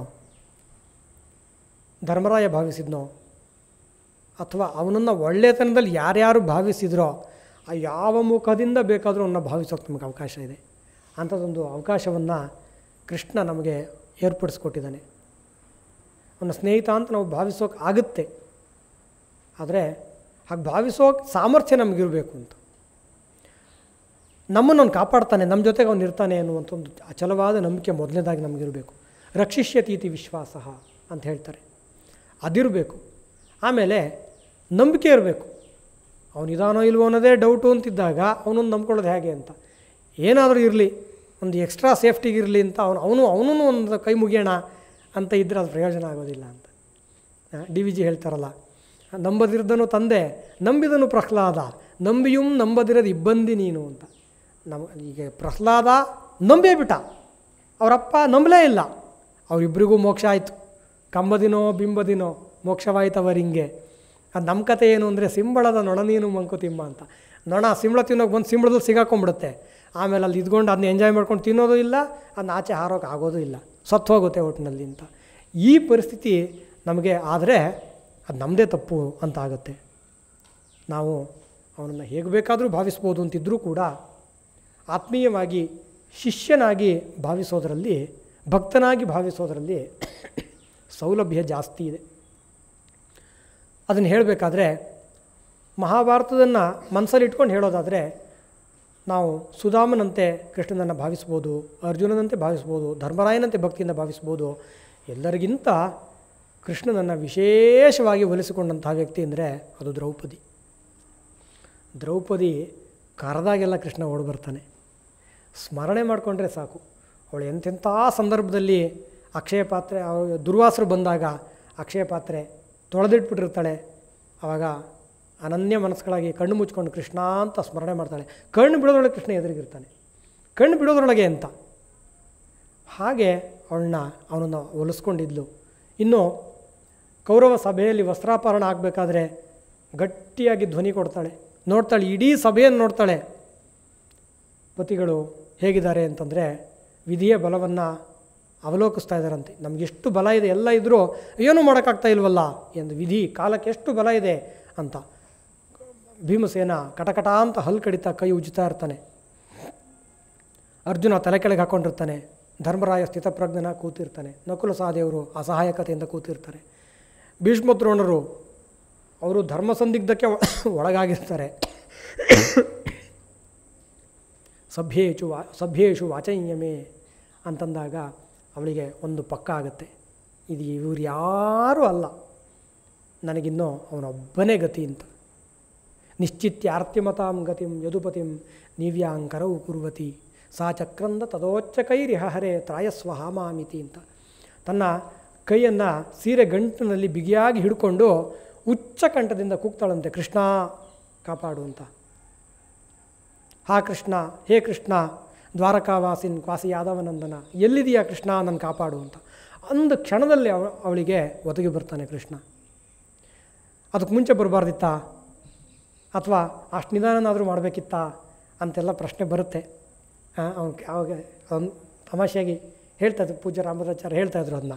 ಅಲ್ಲ, ಅಷ್ಟೆಲ್ಲ ಸೀರೆ ಬಿಚ್ಚೋಗೋ ತನಕ ನೀನು ಬರಲಿಲ್ಲ, ನೀನು ಮುಂಚೆನೇ ಕೈ ಹಾಕಿದ ಕೂಡಲೇ ಬರಬೇಕಿತ್ತಲ್ವ ನೀನು ಅಂತ ಕೇಳಿದ್ದಕ್ಕೆ ಅದಕ್ಕೆ ನೀನೇ ಕಾರಣ ಅಂತ ಹೇಳಿದೆ ಕೃಷ್ಣ. ಯಾಕೆ ಅಂತಂದರೆ, ಕೃಷ್ಣ ನನ್ನ ಅಂತರಾತ್ಮದಲ್ಲಿ ನೆಲೆಸೋವನೇ ಬಾ ಅಂದರೆ ನಾನು ಪಟ್ಟಂತ ಅಲ್ಲೇ ಇರ್ತಾಯಿದ್ದೆ, ನೀನು ದ್ವಾರಕಾವಾಸಿನಂದಿಲ್ಲಮ್ಮ, ಅಲ್ಲಿಂದ ಬರಬೇಕಾಯ್ತು ನಾನು ಅಂತ. ಅದಕ್ಕೆ ಪುರಂದ್ರದಾಸರು ಕೇಳ್ತಾರೆ, ಏನಪ್ಪ ಹಸ್ತಿನಗೂ ದ್ವಾರಕೆಗೂ ಕೂಗಳತೆ ದೂರವೇ, ಕರೆದು ಕೂಡಲೇ ಓಡ್ ಬಂದುಬಿಟ್ಟಿಯಲ್ಲ, ಕೂಗಳತೆ ದೂರದಲ್ಲಿದೆಯಾ ಹಸ್ತಿನಿಗೂ ಇದು ದ್ವಾರಕೆಗೂ ಡಿಸ್ಟೆನ್ಸು ಅಂತ. ಅದೇನದು ದ್ರೌಪದಿ ಕರೆದು ಕೂಡಲೇ ಹಾಗೆ ಓಡಿ ಬರ್ತಾ ಇದೆಯಲ್ಲ ಅಂತ ಅಂದರೆ, ಹಾಗೆ ಕರಿತಾ ಇದ್ಲು ಅಂತ, ಹಾಗೆ ಕರೆಯೋದು ಗೊತ್ತಿತ್ತು ಅಂತ. ನಾವು ಎಷ್ಟು ಕರೆದು ನಾವು ಎಷ್ಟು ಕೂಗಿದ್ರು ಕೃಷ್ಣ ಬರ್ತಾನೆ ಅಂತ ಬರೋಲ್ಲ ಅಂತ. ಅದಕ್ಕೆ ರಾಮಭದ್ರಾಚಾರ್ಯ ಮಾತಿನ ಮತ್ತೆ ನೆನಪಾಗುತ್ತೆ. ಬಾಗಿಲನ್ನು ತೆರೆದು ಸೇವೆಯನ್ನು ಕೊಡು ಹರಿಯೇ, ಕೂಗಿದರೂ ದನಿ ಕೇಳಲಿಲ್ಲವೇ ನರಹರಿಯೇ ಅಂತಂದರೆ, ನರಹರಿಯೇ ಕೂಗ್ತಾ ಇದ್ದೀನಿ ನಾನು ಅಂತ. ನರ ಎಲ್ಲ ಕಿತ್ತೋಗೋ ಥರ ಕೂಗಿದ್ರು ನೀನು ಬರ್ತಾ ಇಲ್ವಲ್ಲ ಅಂತಂದರೆ, ನೀವು ನರ ಹರ್ಕೊಂಡ್ರೆ ಬರೋಲ್ಲ ಅವನು ಅಂತ. ಅವನನ್ನು ಕೂಗೋಕೆ ಏನೋ ಒಂದು ಪಿಚ್ಚಿದೆ. ಅದನ್ನೇ ಪುರಂದ್ರದಾಸರು ಕೇಳ್ತಾರೆ, ತಮಾಷೆಯಾಗಿ ಹೇಳ್ತಾರೆ ಒಂದು ಕೀರ್ತನೆಯಲ್ಲಿ, ದ್ರೌಪದಿಗೆ ನೀನು ಕೃಷ್ಣನ ಕೂಗ್ತೀಯಲ್ಲಮ್ಮ, ಅದು ಯಾಕೆ ಕೂಗ್ತೀಯ ಅಂತ ನನಗೊಂಚು ತೋರಿಸ್ಕೊಡು ಅಂತ, ನನಗೆ ಹೇಳ್ಕೊಡು ಅಂತ. ನಾನು ಹಾಕಿ ಕೂಗೋಗಿ ನೋಡ್ತೀನಿ, ಅದು ಯಾವ ಪಿಚ್ಚಲ್ಲಿ ಕೂಗ್ತೀಯಾ, ಅದು ಹೇಗೆ ಕೂಗ್ತೀಯಾ ನನಗೂ ಹೇಳ್ಕೊಡು, ನೀ ಕರೆದು ಕೂಡಲೇ ಬರ್ತಾನಲ್ಲ ಕೃಷ್ಣ ಅಂತ. ಅಂದರೆ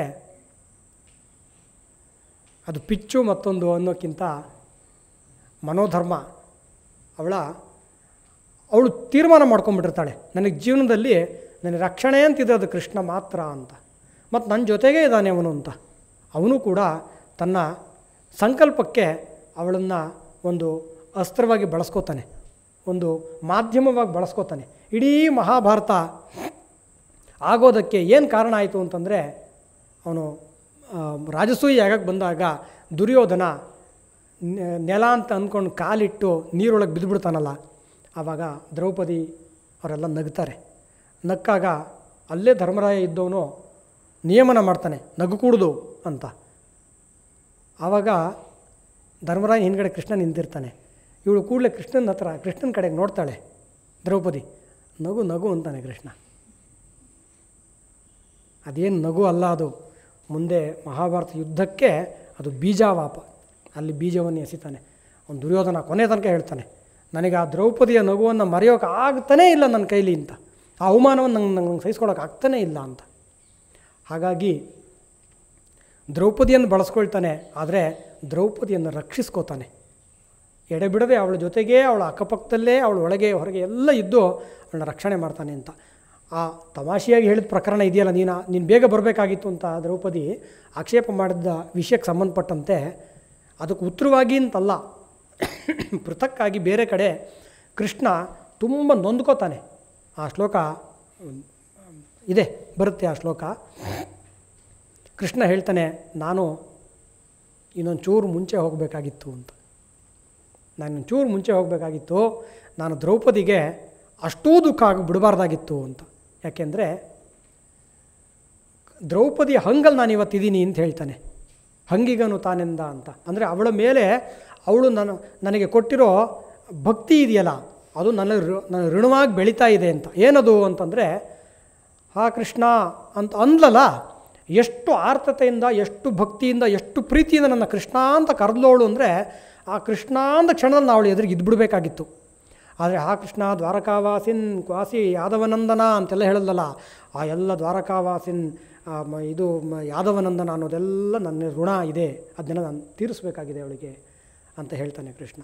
ಹಾಗೆ ನಾವು ಅವನನ್ನು ಭಾವಿಸಿದರೆ ಅವನು ನಮ್ಮನ್ನು ಎಡೆಬಿಡದೆ ಕಾಯ್ತಾನೆ. ಅದು ಬೇರೆ ಬೇರೆ ರೂಪದಲ್ಲಿ ಕಾಯ್ಬೋದು, ಗುರುವಿನ ರೂಪದಲ್ಲಿ ಕಾಯ್ಬೋದು, ತಂದೆಯ ರೂಪದಲ್ಲಿ ಕಾಯ್ಬೋದು, ಸ್ನೇಹಿತನ ರೂಪದಲ್ಲಿ ಕಾಯ್ಬೋದು, ನಮಗೆ ಗೊತ್ತಾಗದೇ ಇರ್ಬೋದು. ಏಕೆಂದರೆ ಮಹಾಭಾರತದಲ್ಲಿ ಆ ಪ್ರಕರಣವೂ ಬರುತ್ತೆ. ಯಾವ್ಯಾವ ಥರದಲ್ಲಿ ಪಾಂಡವರನ್ನ ರಕ್ಷಣೆ ಮಾಡ್ದ ಅವನು ಅಂತ ಹೇಳಬೇಕಾದ್ರೆ ಬೇಕಾದಷ್ಟು ರೀತಿಯಲ್ಲಿ ರಕ್ಷಣೆ ಮಾಡಿದ್ದಾನೆ. ಕೆಲವು ಗೊತ್ತು, ಕೆಲವು ಗೊತ್ತಿಲ್ಲ ಅಂತ. ಅದನ್ನ ಹೇಳಬೇಕಾದ್ರೆ ಧರ್ಮರಾಯನಿಗೆ ಒಂದು ಪಾಯಿಂಟ್ ಹೇಳ್ತಾನೆ, ಕೆಲವು ನಿನಗೆ ಗೊತ್ತಪ್ಪ, ಇನ್ನೂ ಗೊತ್ತಿಲ್ಲದೆ ಎಷ್ಟೋ ರಕ್ಷಣೆ ಮಾಡಿದ್ದೀನಿ ನಾನು ಅಂತ. ಅದರಲ್ಲಿ ಏನು ಒಂದು ಉದಾಹರಣೆ ಅಂತಂದರೆ ಏಕಲವ್ಯನನ್ನು ಕೊಂದಿದ್ದು ಅಂತ ಹೇಳ್ತಾನೆ. ಏಕಲವ್ಯ ಬೆರಳನ್ನು ಕಳ್ಕೊಂಡ ಮೇಲೆ ಜರಾಸಂಧನ ಸೈನ್ಯಕ್ಕೆ ಹೋಗಿ ಸೇರ್ಕೋತಾನೆ. ಅವನಿಗೆ ಆ ಹಿಂದಿನ ಅಷ್ಟೇ ಸಾಮರ್ಥ್ಯ ಉಳಿದಿರುತ್ತೆ ಅವನಿಗೆ. ಅವನು ಜರಾಸಂಧನ ಸೈನ್ಯ ಸೇರ್ಕೊಂಡು ಕೃಷ್ಣನ ಮೇಲೆ ಯುದ್ಧ ಮಾಡ್ತಾನೆ. ಕೃಷ್ಣ ಅವನು ಕೊಲ್ತಾನೆ. ಅವನು ಆಮೇಲೆ ಒಂದು ಕಡೆ ಹೇಳ್ತಾನೆ, ಅವನು ಏಕಲವ್ಯ ಒಬ್ಬ ಉಳಿದಿದ್ದರೆ ಅರ್ಜುನ ಈ ಯುದ್ಧವನ್ನು ನಿನ್ಗೆ ಗೆಲ್ಲೋಕ್ಕಾಗ್ತಿರ್ಲಿಲ್ಲ ಅಂತ ಹೇಳ್ತಾನೆ. ಅದಕ್ಕಾಗಿ ನಾನು ಅವನನ್ನು ಅಲ್ಲೇ ಮುಗಿಸ್ಬಿಟ್ಟೆ ಅಂತ, ಅವನು ಇಲ್ಲಿವರೆಗೆ ಬರೋದೇ ಬೇಡ ಅಂತ ಅಲ್ಲೇ ಮುಗಿಸ್ಬಿಟ್ಟೆ ಅಂತ. ಇಂಥದ್ದು ಬೇಕಾದಷ್ಟು ಪ್ರಕರಣಗಳಿದೆ. ಶ್ರೀಕೃಷ್ಣನ ರಕ್ಷಣೆ, ಪಾಂಡವ್ರನ್ನ ಹೇಗೆ ರಕ್ಷಣೆ ಮಾಡ್ದ, ತನ್ನ ನಂಬಿದವ್ರನ್ನ ಹೇಗೆ ರಕ್ಷಣೆ ಮಾಡ್ದ ಅಂತ ಅನ್ನೋದೇ ಒಂದು ಅತ್ಯಂತ ರೋಚಕವಾದ, ಅತ್ಯಂತ ರಹಸ್ಯವಾದಂತಹ ಒಂದು ರೋಚಕವಾಗಿರುವಂತಹ ಒಂದು ಕಥಾನಕ ಅದು. ಅದನ್ನೇ ಗಂಟೆಗಟ್ಟಲೆ ಅನುಸಂಧಾನ ಮಾಡುವಷ್ಟು ಇದೆ. ಮಹಾಭಾರತದಲ್ಲಿ ಬಂದಿರೋ, ಭಾಗವತದಲ್ಲಿ ಬಂದಿರೋ ಪ್ರಕರಣಗಳನ್ನೇ ಇಟ್ಕೊಂಡು ಒಟ್ಟು ಅವನ ರಕ್ಷಣೆಯನ್ನು, ಆ ರಕ್ಷಣೆಯ ಪರಿಯನ್ನು ಭಗವದ್ಗೀತೆಯ ಒಂದು ಆದಿ ಶ್ಲೋಕದಲ್ಲಿ ತುಂಬ ಚೆನ್ನಾಗಿ ಅದನ್ನು ಹೇಳಿದ್ದಾರೆ. ಎಲ್ಲರಿಗೂ ಕಂಠಸ್ಥ ಆಗಿರೋ ಶ್ಲೋಕವೇ ಅದು. ಭೀಷ್ಮದ್ರೋಣ ತಟ ಜಯದ್ರಥ ಜಲ ಗಾಂಧಾರ ನೀಲೋತ್ಪಲ ಶಲ್ಯಗ್ರಾಹವತಿ ಕೃಪೇಣ ವಹನಿ ಕರ್ಣೇನ ವೇಲಾಕುಲ ಅಶ್ವತ್ಥಾಮ ವಿಕರ್ಣ ಘೋರ ಮಕರ ದುರ್ಯೋಧನ ಆವರ್ತಿನಿ ಸೋತ್ತೀರ್ಣ ಖಲು ಪಾಂಡವೈರಣ ನದಿ. ಅಂಥ ನದಿ, ಆ ಮೊಸಳೆಗಳಿತ್ತು, ಅಲ್ಲಿ ವೇಗ ಇತ್ತು, ಮುಚ್ಚು ಕೂತಿದ್ದಂತಹ ವಿಷಕ್ರಿಮಿಗಳಿದ್ದವು, ಬಂಡೆ ಇತ್ತು, ದುರ್ಯೋಧನ ಅನ್ನೋ ಹೆಸರನ್ನು ಆವರ್ತಿನಿಂದರು ಸುಳಿ ಇತ್ತು. ಅಂಥ ನದಿಯನ್ನು ಪಾಂಡವರು ದಾಟಿದರು ಅಂತ ಹೇಳ್ತಾರೆ. ಆ ದಾಟಿದರು ಅಂದರೆ ಅಲ್ಲಿ ಹೆಚ್ಚುಗಾರಿಕೆ ಏನೂ ಇಲ್ಲಪ್ಪ. ಅವರು ತೆಪ್ಪದಲ್ಲಿ ತೆಪ್ಪಗೆ ಕೂತಿದ್ದರು. ತೆಪ್ಪ ನಡೆಸಿದವನೊಬ್ಬ ಇದ್ದಾನೆ, ಅವನು ಕೈವರ್ತಕ ಕೇಶವ ಅಂತ. ಅಂಥವನಿದ್ದರೆ ಎಂಥ ನದಿಯನ್ನು ಬೇಕಾದರೂ ದಾಟ್ಬೋದು. ಯಾಕೆ ಅಂದರೆ ಸುಮ್ಮನೆ ಕೂತಿರಬೇಕಷ್ಟೆ.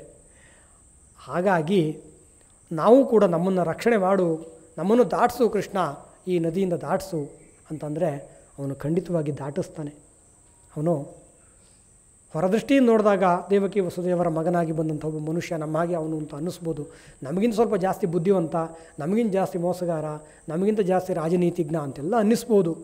ಆದರೆ ಅದಷ್ಟೇ ಅಲ್ಲ ಕೃಷ್ಣನ ವ್ಯಕ್ತಿತ್ವ ಅಂತ.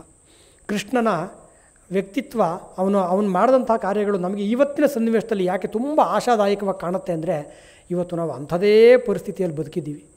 ಯಾವ ವಂಶಗಳಲ್ಲಿ ರಾಕ್ಷಸರು ಹುಟ್ಟಿ ಬಂದರು ಅಂತ ನಾವು ಕೇಳ್ತೀವೋ, ಇವತ್ತು ನಮ್ಮನ್ನು ಆಳ್ತಿರೋರು ಕೂಡ ಅವರೆಲ್ಲ ರಾಕ್ಷಸರಲ್ಲ ಅಂತ ನಮಗೆ ಹೇಳೋ ಧೈರ್ಯ ಇಲ್ಲ ಅಂತ. ಅಷ್ಟು ಮೋಸ, ಧರ್ಮಕ್ಕೆ ಆಹತಿ ಆ ಮಟ್ಟಕ್ಕೆ ಆಗ್ತಾಯಿದೆ. ಸಜ್ಜನರು ಬದುಕೋಕ್ಕೆ ಕಷ್ಟ ಅನ್ನುವಂಥ ಒಂದು ಪರಿಸ್ಥಿತಿ ಇದೆ. ಎಲ್ಲ ಕಡೆ ಮೋಸ, ತಟವಟ. ಶ್ವಶ್ವ ಪಾಪೀಯ ದಿವಸ ಅಂತ ವ್ಯಾಸರು ಹೇಳ್ತಾರಲ್ಲ, ಕಲಿಯುಗದ ಬಗ್ಗೆ ಹೇಳ್ತಾ, ಬಹುಮಾಯ ಸಮಾಕೀರ್ಣೋ ನಾನಾ ದೋಷ ಸಮಾಕುಲ ದ್ರವ್ಯದೇಶ ಕ್ರಿಯಾಹೀನ ಘೋರ ಕಾಲೋ ಭವಿಷ್ಯತಿ ಅಂತ, ಘೋರವಾಗಿ ಆಗುತ್ತೆ ಕಾಲ ಅಂತ ಅದು ಕಾಣ್ತಾ ಇದೆ ನಮಗೆ. ಮತ್ತು ಮಹಾಭಾರತ ಯುದ್ಧ ಸಂದರ್ಭದಲ್ಲೂ ಕೂಡ ಆ ಕಡೆ ಇದ್ದಿದ್ದು, ಅಧರ್ಮದ ಪಕ್ಷಕ್ಕಿದ್ದಿದ್ದು 11 ಅಕ್ಷೌಹಿಣಿ ಸೈನ್ಯ. ಭೀಷ್ಮರು, ದ್ರೋಣರು, ಕರ್ಣ, ಅಶ್ವತ್ಥಾಮ, ಶಕುನಿ, ಎಂತೆಂಥ ವೀರರು, ಒಬ್ಬೊಬ್ಬರೇ ಸಾಕು ಪಾಂಡವರನ್ನ ಬಡಿಯೋದಕ್ಕೆ.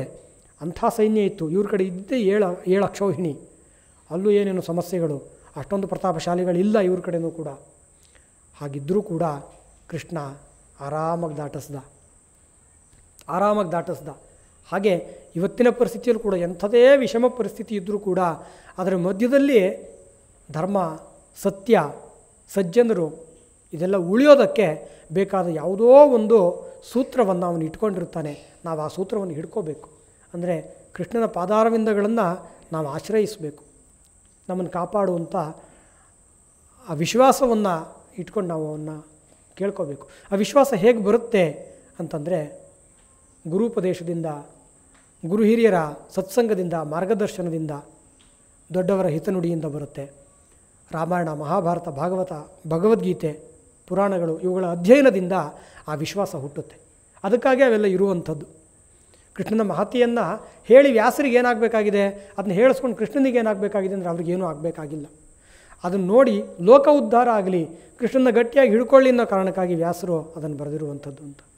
ಹಾಗಾಗಿ ಭಾರತದ ಪ್ರಜೆಗಳಾಗಿ ಅದನ್ನು ಬಳಸ್ಕೊಳ್ಬೇಕಾದಂತಹ ಒಂದು ಕರ್ತವ್ಯ ನಮ್ಮ ಮೇಲಿದೆ. ಅವನು ಕೃಷ್ಣ, ಅವನು ಪರಮಪುರುಷ, ಪರವಾಸುದೇವ. ಅವನು ನರವಾಸುದೇವ ಅಲ್ಲ, ಅವನು ಪರವಾಸುದೇವ ಅಂತ ಪೂಜ್ಯ ರಂಗಪ್ರಿಯ ಸ್ವಾಮಿಗಳು ಅಪ್ಪಣೆ ಕೊಡಿಸಿರುವಂಥ ಮಾತಿದೆ. ಅಂತಹ ಪರವಾಸುದೇವ, ಪರಬ್ರಹ್ಮವಸ್ತು ಅವನು, ಪರಂಜ್ಯೋತಿ. ಅವನನ್ನು ಹಿಡ್ಕೊಳ್ಳುವಂತಹ ಬುದ್ಧಿಯನ್ನು ಕೂಡ ಅವನೇ ಕೊಡಬೇಕು ನಮಗೆ. ಅಂಥ ಬುದ್ಧಿಯನ್ನು ಅವನು ಕೊಡಲಿ ಅಂತ ಕೇಳ್ಕೊಳ್ತಾ, ಇಷ್ಟು ಕಾಲ ಅಂತಹ ಮಹಾಪುರುಷನ, ಆ ಪರಂಜ್ಯೋತಿಯ, ಜಗದ್ಗುರುವಿನ, ಗೀತಾಚಾರ್ಯನ ಸ್ಮರಣೆಯನ್ನು ಮಾಡೋದಕ್ಕೆ ಅವಕಾಶ ಕೊಟ್ಟಂತಹ ಜಗದ್ಗುರು ಪೀಠಕ್ಕೆ, ಅಂತೆಯೇ ಕೃಷ್ಣ ಭಕ್ತರಾದ ಎಲ್ಲ ಸಹೃದಯರಿಗೆ ಮತ್ತೆ ಮತ್ತೆ ಕೃಷ್ಣನ ಸ್ಮರಣೆಗಳೊಂದಿಗೆ ನಮಸ್ಕಾರಗಳು. ಆಡಿರೋ ಮಾತುಗಳಲ್ಲಿ ಬಂದಿರುವಂತಹ ಒಳ್ಳೆಯ ಭಾಗ ಏನಿದೆ ಅದು ಎಲ್ಲ ನನ್ನ ಗುರುವಿಗೆ,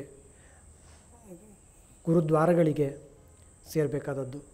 ಲೋಪದೋಷಗಳೆಲ್ಲ ಈ ಪ್ರಕೃತಿಗೆ ಸೇರಿದ್ದು ಅಂತ ಪ್ರಾಮಾಣಿಕವಾಗಿ ನಿವೇದಿಸ್ಕೊಳ್ತಾ, ಈ 4 ಮಾತುಗಳು ಅವನ ಸಂಪ್ರೀತಿಗೆ ವಿಷಯವಾಗಲಿ ಎಂಬುದಾಗಿ ಕೇಳ್ಕೊಳ್ತೇನೆ. ಸರ್ವಂ ಶ್ರೀಕೃಷ್ಣಾರ್ಪಣಮಸ್ತು, ರಾಮಚಂದ್ರಾರ್ಪಣಮಸ್ತು, ಶ್ರೀರಂಗಚರಣಾರ್ಪಣಮಸ್ತು. ನಾರಾಯಣ ನಾರಾಯಣ ನಾರಾಯಣ.